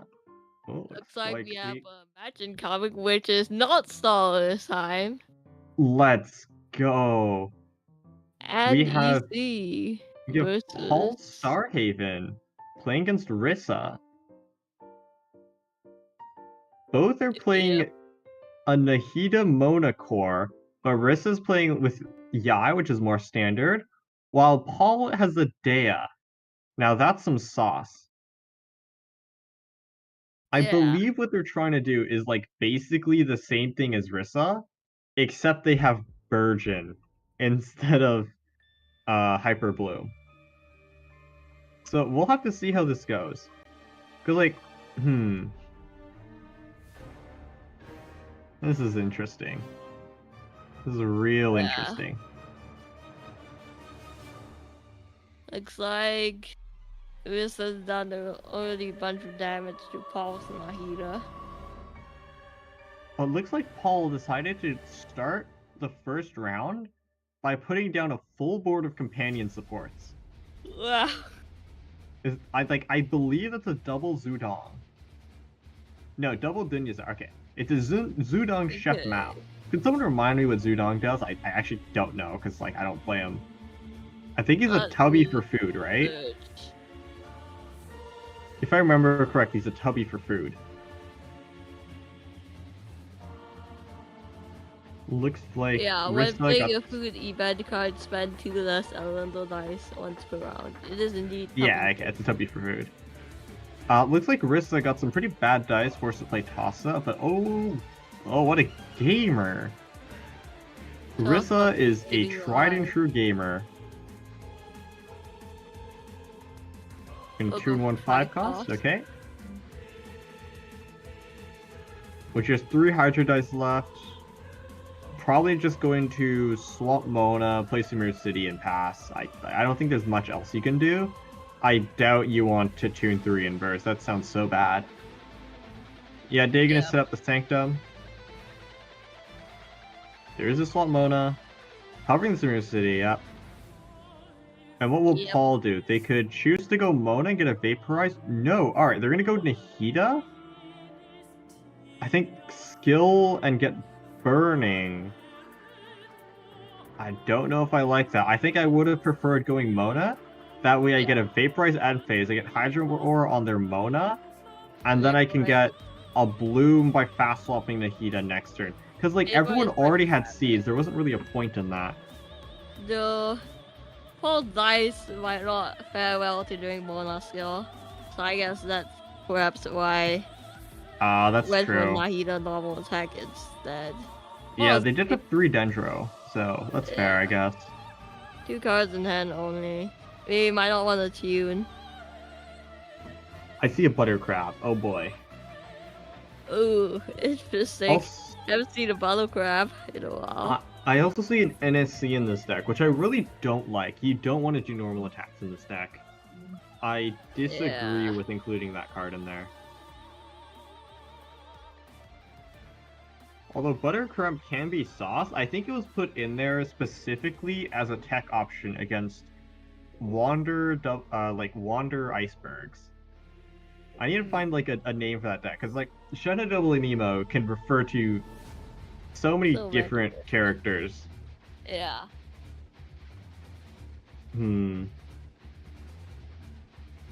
Gotta think of a good name.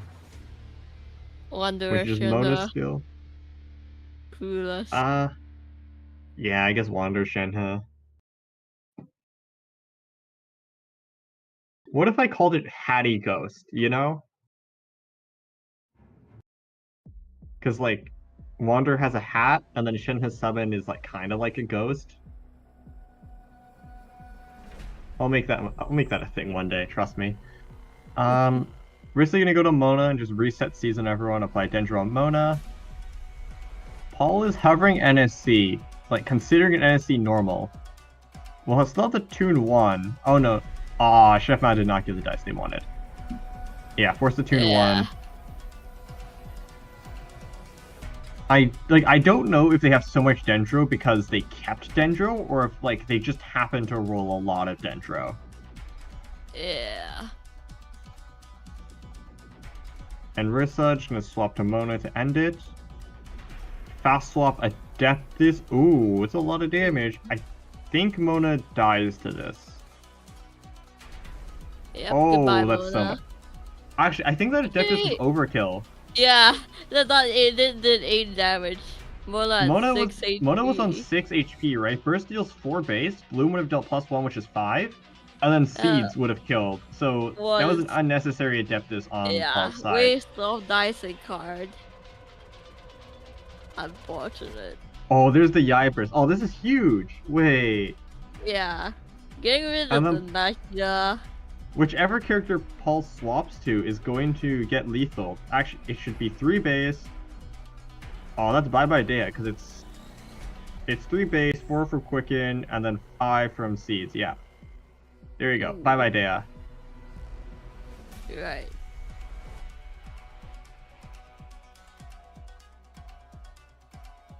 It will take a lot of damage here. Yeah, Rissa also ate a Lotus to like make sure Yaoyao has just barely enough HP to tank all the summons.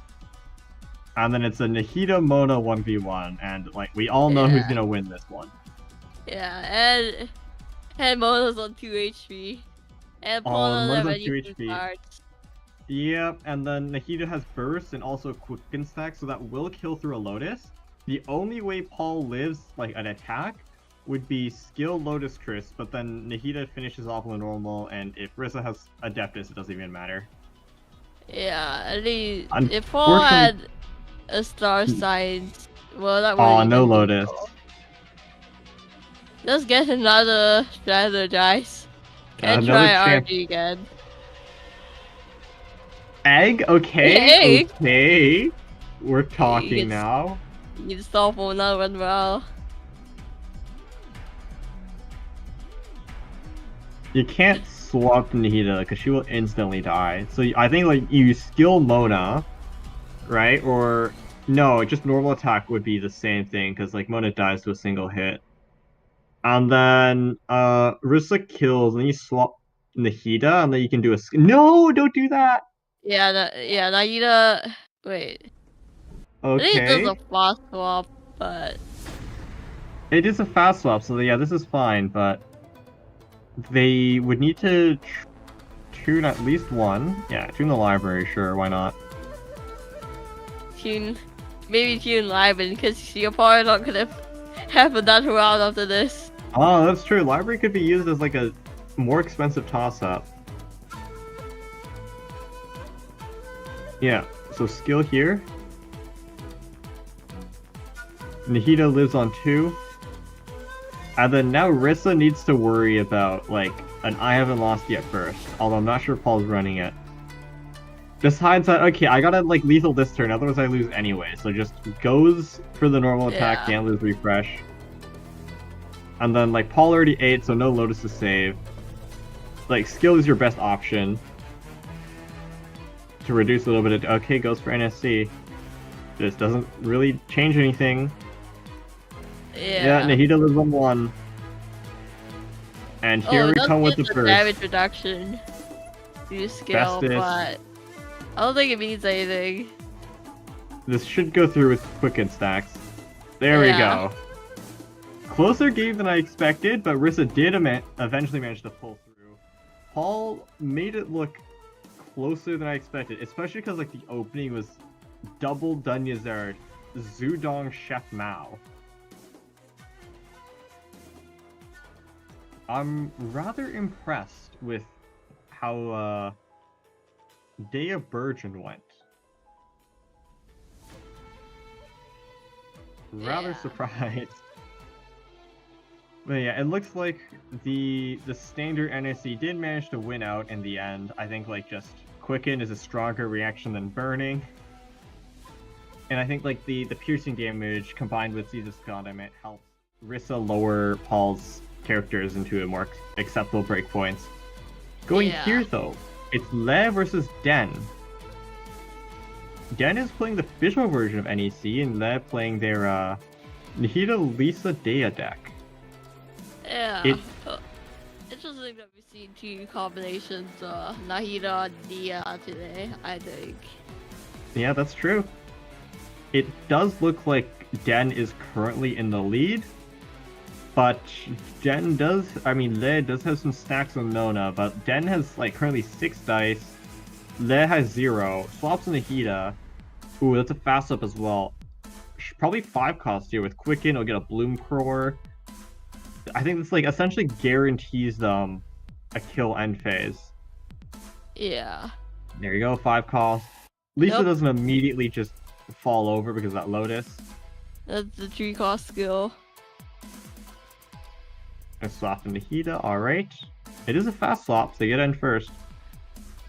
Nahida will eat a Hyper Bloom proc though. Summons will do 5 end phase, so Den does need to swap off. Otherwise it gets a little bit dangerous. Nahida will get lethal, and they don't get to use their burst. I think if you go Fischl should live. It should be that first hit does 3, second hit does 2. Yeah, Fischl lives on 1 HP. No, there's Quicken. Okay, Fischl dies. Oh, it's a send off. Alright, everything is now okay. Yeah. There you go. Yeah. Should be Hyper Bloom on Nahida. And then also Hydra Aura. There we go. I believe 5 cost is enough to lethal Den's Nahida, which will deny the burst, but it depends on what type of dice Le gets. And if they do 5 cost, they kind of exhausted all their resources, which will let Den do whatever they want on Fischl and Mona. Yep. Who drew a Lotus as well? That's the second one this game. Yeah, there you go. 3 cost is... Oh, 3 cost is enough to lethal. Alright. There we go. Is that a Bloom stack? That might be why. No, it's a stack. It's fine. Oh, wait, Pluto Bloom? What am I thinking? Oh, wow. And despite having... Oh, wait, is this enough to lethal? Is there a Star Signs burst? Oh, there it is. I think that's... Game... No, Nahida lives on 1. Wait, no, I believe Nahida lives on 1 HP. Yeah, there you go. Before that happened, I was just about to say that Le actually looked advantaged because Lisa and Nahida have higher base damages, which makes it easier for them to lethal compared to Mona Fischl, which they only have big damage on their burst. But as soon as I say that, Fischl comes in with a huge burst and gamblers to refresh the dice, and then all that needs to do is summon Oz and then just win. Yep, or do Mona summon. Either of those work. Yeah, right. Oz will break through Lotus, and then the attack end phase will finish off Nahida, who's at 1 HP. That Tenacity is not gonna do anything. It would have been better to just tune Tenacity or Courtyard and just burst instead on Nahida. You would have got more damage out. Yeah. Well, either way, that's probably gonna be game after a summon or 2. This should be GG's. All Den needs to do is just summon Oz and they'll take it. Let's see if they realize this or if it goes on for another round. Imagine that just grabs you. Aw, could you imagine? No, even if they ramp, they still win.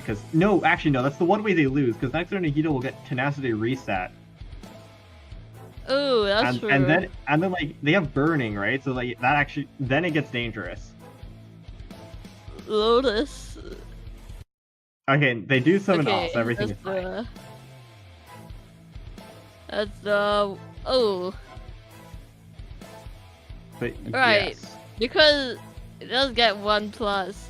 Gets another 1+ dice. Is that because the tree cost tenacity? Yeah, it's because they refresh tenacity with courtyards. They get +1 dice because official attacked. I It see. doesn't matter though, because it should still be Nahida lethal end phase. Yep, Right. there we go. Den does manage to take it over there. For a hot second there, it did look like Le had the advantage when they managed to snipe De's Nahida before it could burst. Luckily enough, though, De did have a I haven't lost yet star signs with gamblers, which gave them like the perfect opportunity to take back the game. Yeah. So congratulations for Le for winning that round. I think though, before we hop into round 5, we're just going to take a quick little break in order to refresh again our sanity because we've seen another stall match earlier. For each stall match, we will take some minutes off. Exactly. You know, casters need breaks too. Surprise, surprise. uh, Either way, thank you for tuning in for those of you who are. We shall see you again at the start of round 5. Ba, ba, ba, ba.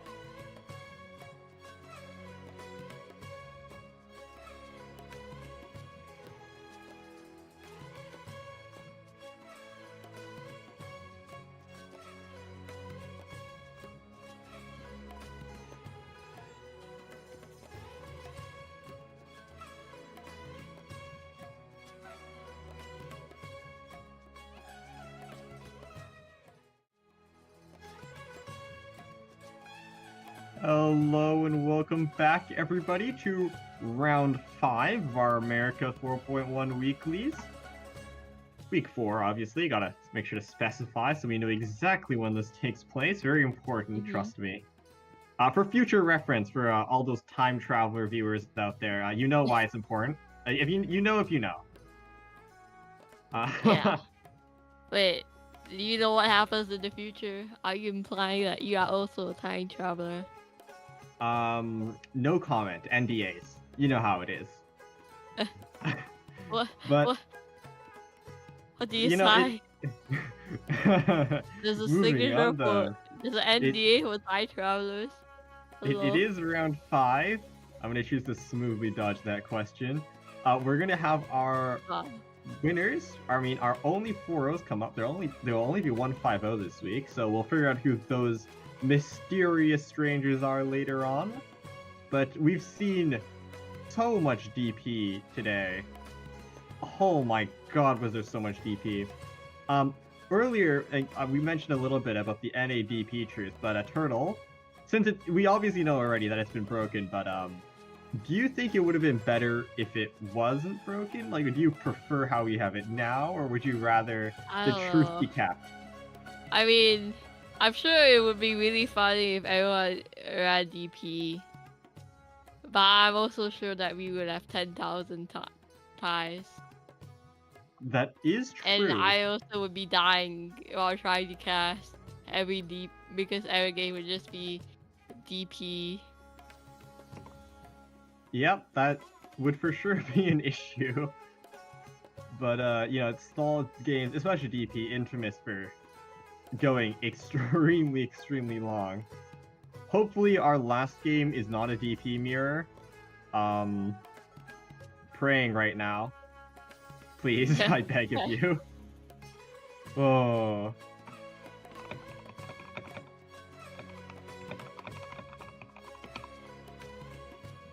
But yeah, praying for Rage. This is for no DP mirror.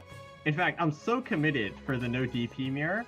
I'm going to do a little bit of pulling just for luck. We're gonna start on the standard banner. What do you have? 49 standard pulls. I don't even know when I stack so much. Wait! Wait! Okay. I didn't expect this. I don't know what pity I'm on, but this is actually kind of hype.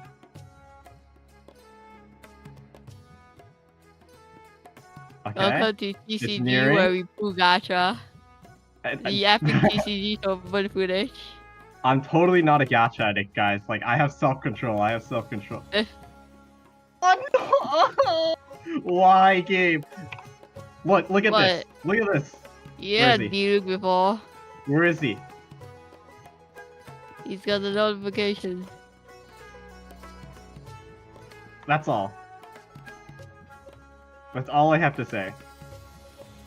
And I believe they're in a game already. Why can't I do it? Ah, there we go. There we go. Was it Managed worth to catch it just in time. Ooh, okay. King does not have good dice at all. Oh my god. Oh. That is some of the cringiest dice I've ever seen. Unfortunate. Only one hydro dice, not a toss-up in hand. Ting doesn't have a single usable dice. Oh no. I mean, does have like Liban, Sealy, Chef Mao, so like could potentially ramp. Oh, Yasu on the other hand. Oh, they're eating good. Oh my god. Yasu having the time of their lives. Yep, at least Yasu. Yep. Gonna equip General's Ancient Helm on Kokomi, Courtyard, equip Tenacity on Ning, and then Sloth. Probably like expecting to eat a skill from Ito, and then just going to set up Jade Street. Oh, Ting Force to Tune Chef Mao. Going to just normal attack, I guess? Yeah. Yeah, Ting like Tune Chef Mao, normal attack, so like wants to do at least something in turn 1. Yeah. Unfortunately, I also doesn't know that Ting dies of cringe. Yeah, I mean, like, they still got their, like, tenacity refund because Ting was forced to normal, but it's fine, right? You sub Jade Screen, you do a little bit of damage, and they also have Varnar as well to bring over your Hydra and Geo. Oyasu is eating good. Mm-hmm. And then Ting immediately draws NSC with no chef mouth. Oh boy. Yeah. What do you think of Yuyasu's deck? Barbara. You know, Barbara. it is Barbara Kokumi Ningguang. Yeah. So this deck came around a little bit after Death Penalty. It's actually named Life Sentence, so it's kind of like the opposite end. It plays similar to DP, but it has a little bit more kill potential because like Ning Burst is quite a bit of damage, and its stall potential is similar, but it's a little bit less. Ningguang provides technically the same amount of shield on her skill as Diona, but you have to get hit twice in order to make full use out of it. Although it does have Crystallize, so it kind of makes up for it a little bit. Although you don't get to freeze, so like there's trade-offs here and there. I see. Overall though, like a DP is just generally more popular, so it's kind of exciting to see Life Sentence pop back up. Even if it's just once. Right. Oyasu's gonna swap to Kokumi, and you get that summon set up. Oh, Oyasu has such good dice. What? 5 Geo, 3 Hydro? And the Pyro, I guess, not as good, but... Like, compared to Ting's round 1, that is goated. It's the best dice I've ever seen.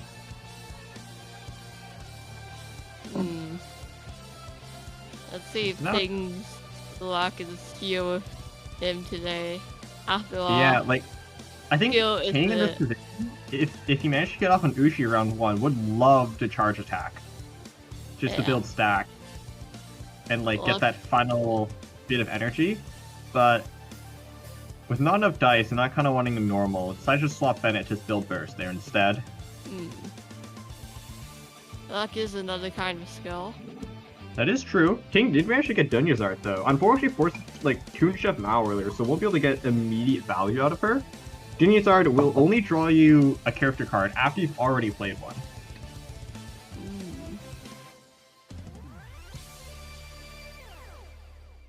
Glass is recyclable, right?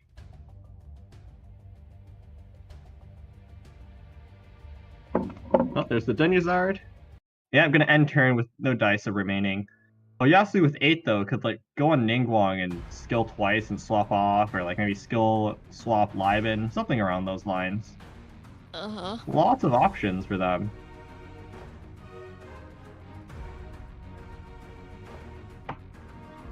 Yeah. Looks like Oyasu's on Kokumi. I'm not sure what his plan is here. Yeah. Does just end up going for the summon, alright. I think ideally what Oyasu is planning is swap Kokumi to bait like a Bennett skill, and then they would have cleansed with Kokumi's skill. That's full Ivan and Barbarana. Yeah, there's gonna be a lot of dice coming in, also gonna fill up that hand.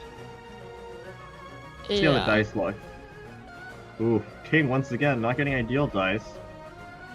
The reroll though gets them some Geo in return. And Vanarana supplements it a little bit. Oyasu once again though having oh so many Omnis. Yeah, Bennett normal attack. Just gonna set up the burst. There's the heavy strike. That's gonna be crucial later on. To help break through all the shielding. I think like I would favor Ting in this matchup, mainly because Ito, with all of his burst and his stacks, can take out like 2 or 3 of Oyasu's characters in a turn, whereas Oyasu is mainly relying on Ning burst as like their main source of damage. Although Ningguang herself, her skill is quite good. It does 2 damage base, so it's nothing to really scoff at. But your main threat is Ning burst, and it takes quite a long time to build, on top of only really affecting one character. Right. So after setup is done, I believe Ting will manage to sweep Oyasu. But Oyasu has like a little bit of advantage early on. Ting does more damage, I suppose. And if they manage to snipe Ito, Ting is gonna have a problem. Yeah. Snipe Ito. That's huge. There's the sacrificial fragments. Ningguang will start doing 3 damage on skills now. And also refunding Geodice. So this is like, it's getting a little dangerous now. And with only 1 away, Oyasu does have the option to burst this turn. There's gonna be a Jade Screen again. Yeah. Ting with 3 dice remaining. Gonna swap to Bennett, okay. I believe it is double Woven. So can burst, or potentially like Woven Tune 1 Paimon or Woven Liven and get rid of a Dunyazard. Oh wait, no, can't Liven because there's Vanarana. What is this food? Yeah. That's pizza, okay. Ting's hand is stacked. Oyasu could potentially burst. I believe... How much does this do? It's 7 base plus 2 Jade Screens, so it'll do 9 damage, 10 with the Aura. So Bennett will live on 1 HP. No, live on 2 because of Sanctum. So Ting is guaranteed to get a Bennett burst off. Okay, they are going to choose to do it.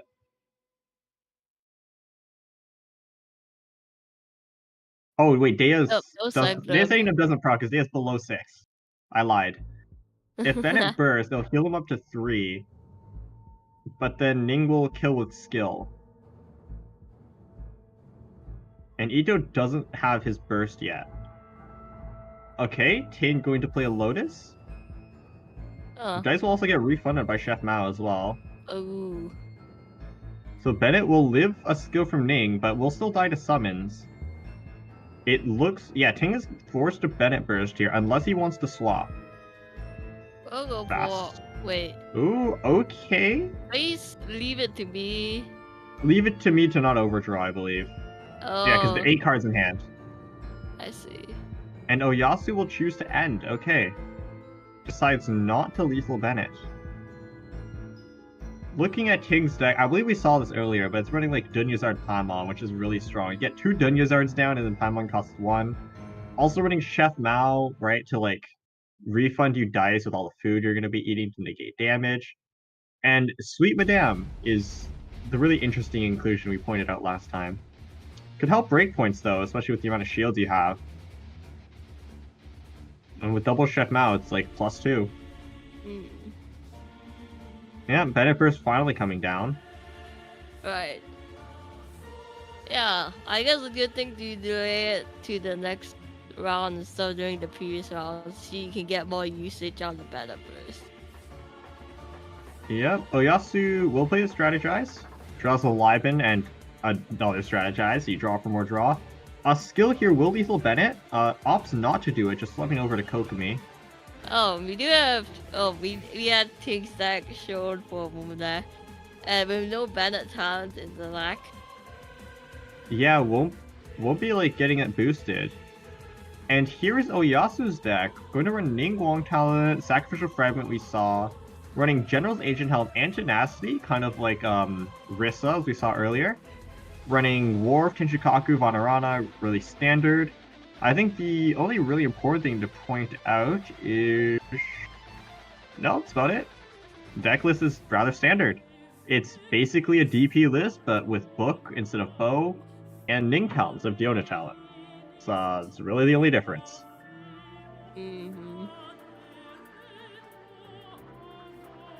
Oh, Bennett, sorry, not Bennett. Ito does have burst now, so that's rather scary. Although Ting has no dice, so Rissa could just choose to swap back to Ning and start shipping him down a little bit. Yeah. Pizza? Ooh, is it gonna be Liben Strategize Pass with Vanarana?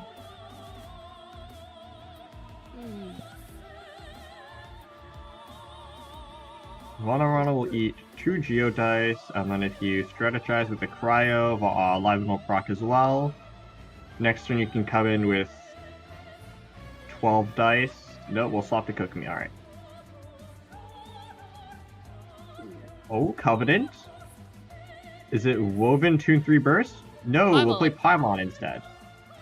Yeah. That's pretty neat. We'll give Oh, play Timmy as well. Okay. recipe Danyazard. We don't need Danyazards anymore. No more Dunyazard for 1-cost Paimons. Unfortunate. Yep, and we'll just end the turn and we'll have the Dendrodice carry over next round. Use for a swap or something. Panorama. Yep, and Ningguang will start smacking now.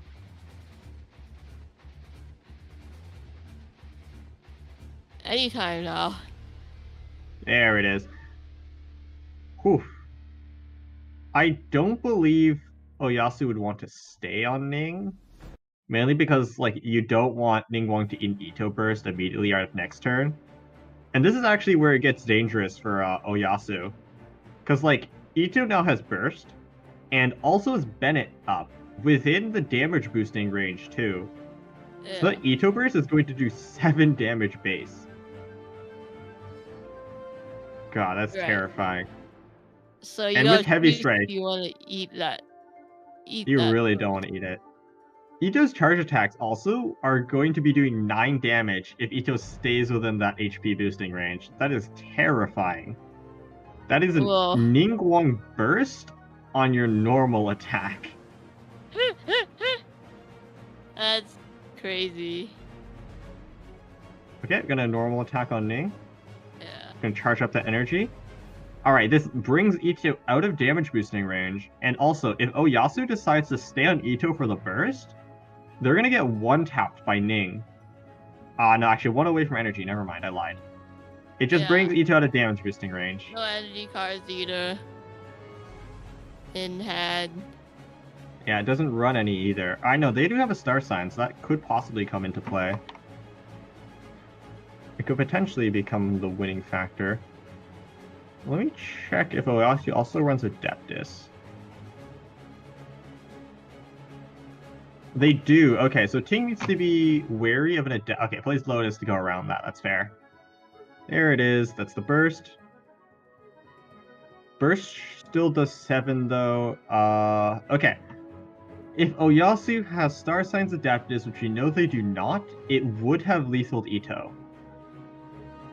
I don't believe they drew it. I think that's a Hash Brown and something else.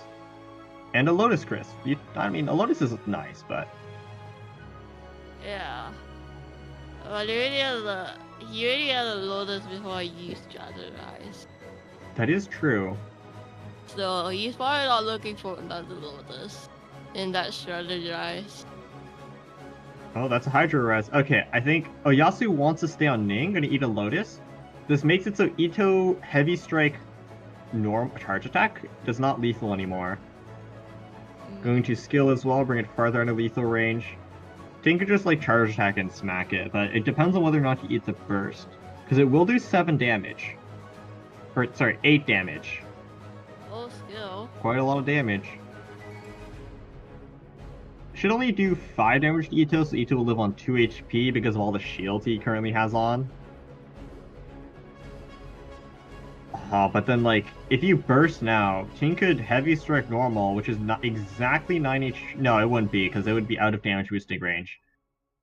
It would only do 7, and Ning would live on 2. But then Oyasu would have no dice, because it played a Woven and be forced to swap off. Do you burst here or do you not burst? It's such a tough decision. Like, you might need to, though, just like Ito doesn't completely wreck you. Chooses to go Lotus. Alright, that's fair. I think it might be better because Ito's the core of the deck, but if Oyasu at least you still have a full 10 HP Kokomi. Yeah, there's the gamblers. Oh, you don't rely on Kokomi to dab it. Yeah, that's true. There's the gamblers on Ito just to bring Ting to even dice. And then they can charge attack once again. Yeah, they're gonna tune the Paimon and be getting use out of it. Smack again on Kokomi. I think this is where Oyasu just ends their turn. Yeah, or you can Hydro Rest again. Hydro Rest to heal, that's also fine. But like next turn, Ting is gonna have Paimon and Timmy proc, which is like 11 dice. Let's burst again. Oh boy. This is gonna get dangerous here. Like Oyasu does have Ning Burst ready, but Once again, Ito is such a scary boy. But once you do get through Ito, like, Tink has nothing left, because, like, Bennett's one shot and Deya's 4 HP. Yeah. As soon as you get through this Ito, it's game over. You just have to do that first. Because there's not gonna be any Bennett burst. Yeah, Bennett burst will run out. This round, he'll heal up Ito.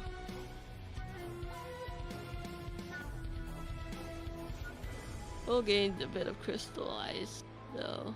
Oh, another heavy strike, alright. And there's also a Sweet Madame as well, to give a free dice with Chef Mao. Right. That's 1 plus HP. Pretty good dice on the side of Ting. Oh, Yasu managed to get Ning Talent and Adeptus. Would have loved the Adeptus last turn, unfortunately didn't manage to get it. Mm-hmm. I think what Ting's just gonna do is just reset Deya's summon to like get that power application going again, and then we'll swap back into Ito. Deya Burst is up now though. Probably don't want to use it. Ooh, Oyasu's gonna do this classic swap stall maneuver. Ting could consider Deya bursting, but I think like would much prefer to just go Ito. There's not that much of a risk, because Oyasu is not running Leave It to Me, so it's impossible for Ningguang to fast swap burst and snipe. But it does feel like Oyasu is waiting for the Ito swap. I believe what Oyasu is waiting for is for like Ting to swap in Ito so they can swap Ningguang to match it. And then like wait for Ting to run out of dice or something. But Ting came in with Ram, so Ting has more dice than Oyasu. Yeah, it does just use the Deya Burst. Like, the thing is, after this turn, there's no more ramp for Ting. Yeah, like Deya's gonna hit again, which I believe does 4. Second hit. No, it does 3. Okay, so Kokumi will live on 1 HP, so it could just summon again. Do a little bit of cleansing. Nope, gonna go to Ningguang, alright. Yeah, gonna take 1 damage. Nasty's gonna go off, give an extra Geo dice. I don't think you want to burst here, because if you do, you can't burst on Ito. There you go, yeah. Deya's now in 1-shot range, but Ting can eat Sweet Madame to take care of that problem.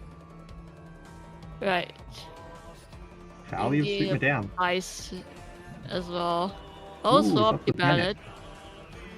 That is still within lethal range of Ningguang though, but if that happens, like, Ting is going to come in with Ito, and it's be Heavy Strike, Charge Attack, and it's going to bring Ningguang extremely, extremely low. Oh, and there's also I Haven't Lost Yet. If Oyasu lethals Bennett here, Ito comes in, Heavy Strike, Charge Attack, and then Oyasu's forced to swap off, otherwise Ning dies. And then Ting could do Woven, I Haven't Lost Yet, Charge Attack again, guaranteed lethal another character. Gamblers would proc. They would have no stacks though, but can play NSC. So Ting should be able to Charge Attack 3 times this round if Oyasu lethals. If not, should only be able to do it once. I see. Oyasu's deciding here. Lethaling Bennett would be pretty huge. It'd bring it to just Deya and Ito. Which means if like Deya gets taken out, it's a free burst with Ning. Yeah, he's going for it. Oyasu's going for it. There it is. If you take out the other characters, there's no choice but... But yeah, no, here comes the problem though. Heavy Strike normal attack. And then you're forced to swap off.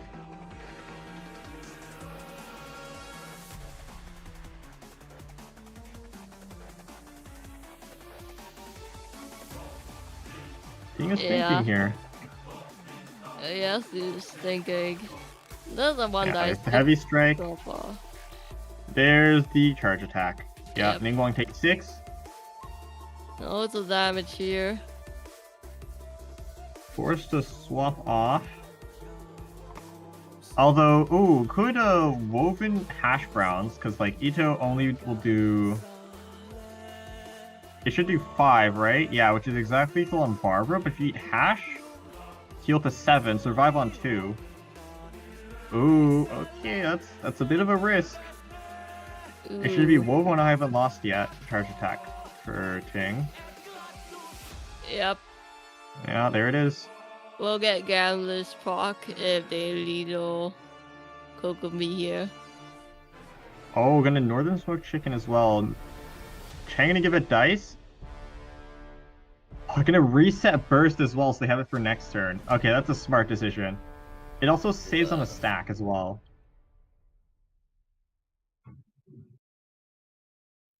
Yep, and Oh, half Ayasu round. hash brown to make sure Ito doesn't get another Gambler's reset and just instantly win the game. Really smart use of NSG Chef Mao there to get an extra charge attack in.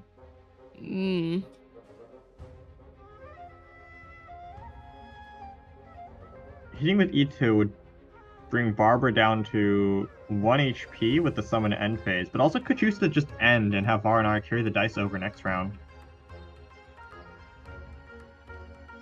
I think like this game here just proves why Ito is so terrifying to go up against. Once that burst is down, it's sweeping time. That burst is insane. It's so crazy. Does choose to hit, okay.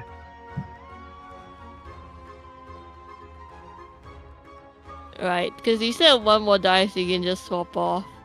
You're gonna set up Dehya to like tank some extra damage. I think from here though, it should just be Ting's victory. Ning needs to hit Dehya twice and also burst on Ito with Adeptus to win. Like there's just simply not enough dice for that. On top of that, Ting can kill Oyasu this turn.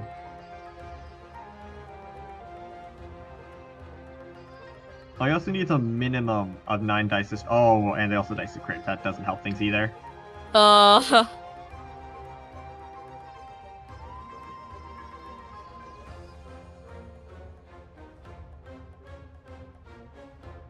swap in Ningong there. Interesting.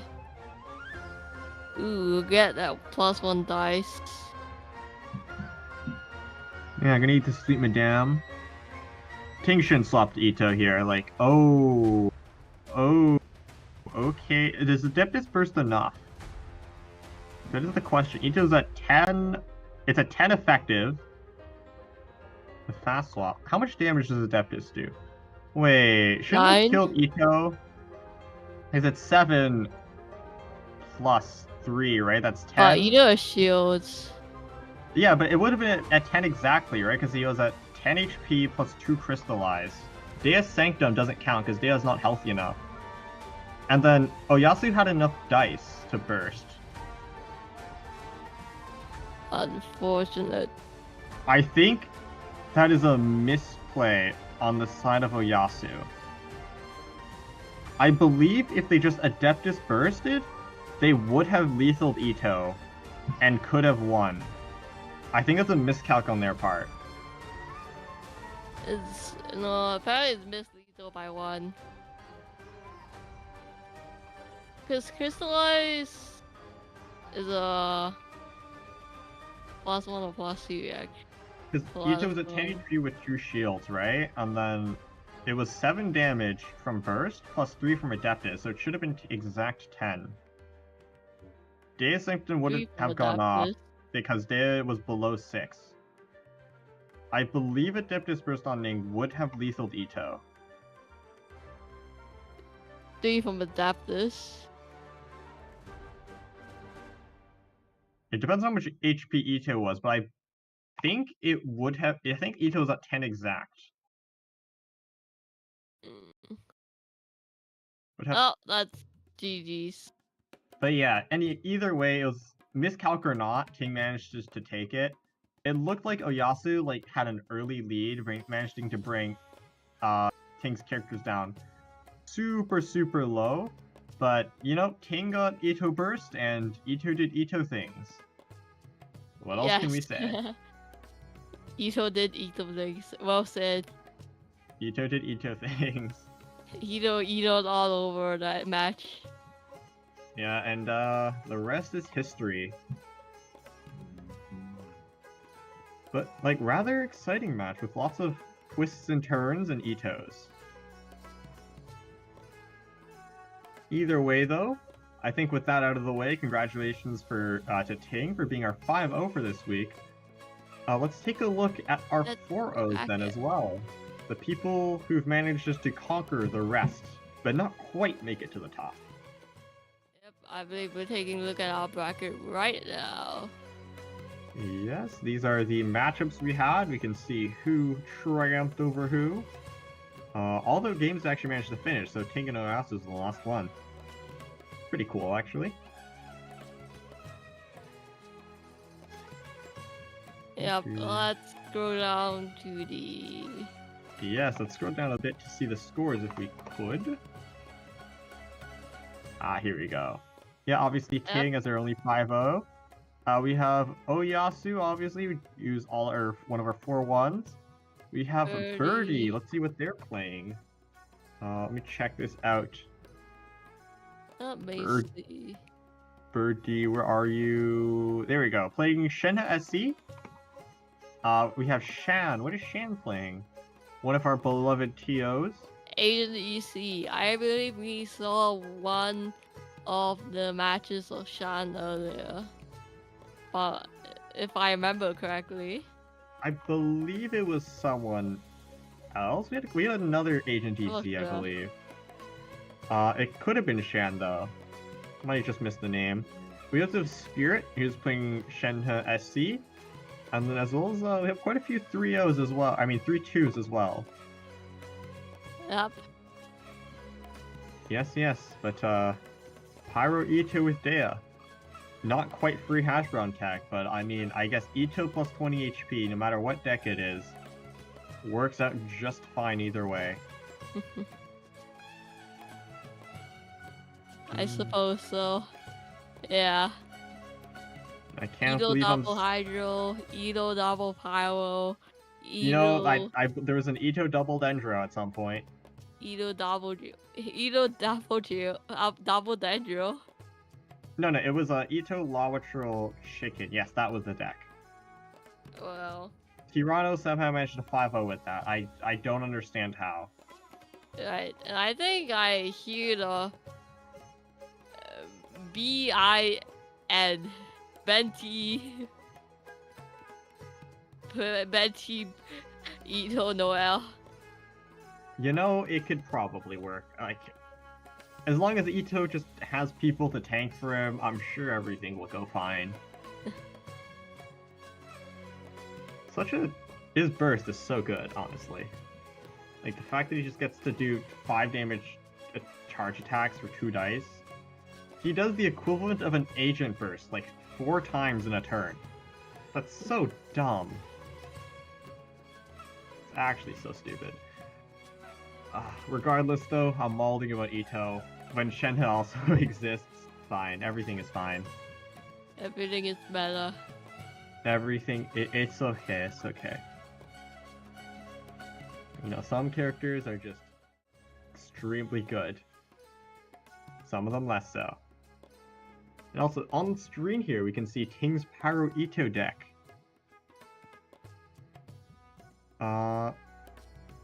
Ooh.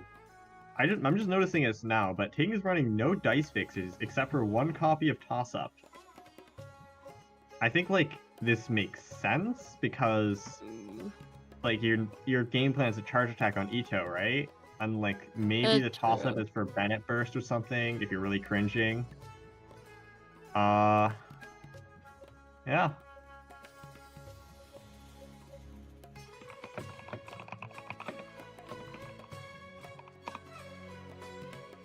But yeah, like, I think with that, though, we're going to close out on this week's tournament. Thank you once again to all of our participants, as well as our wonderful TOs.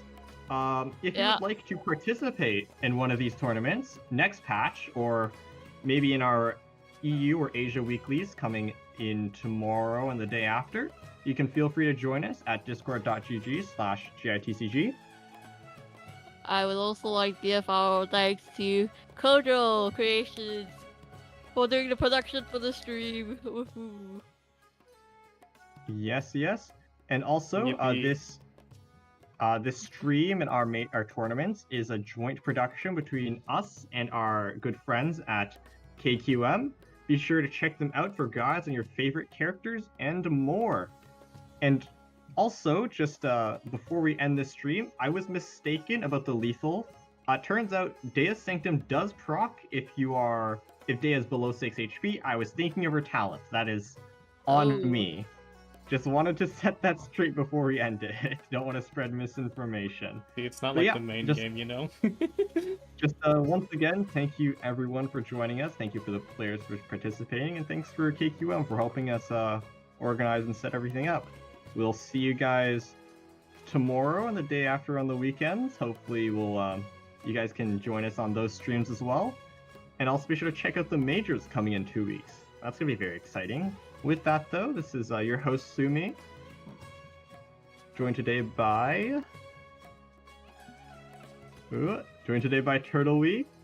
Thank you all once again for joining us, and we'll see you guys next time.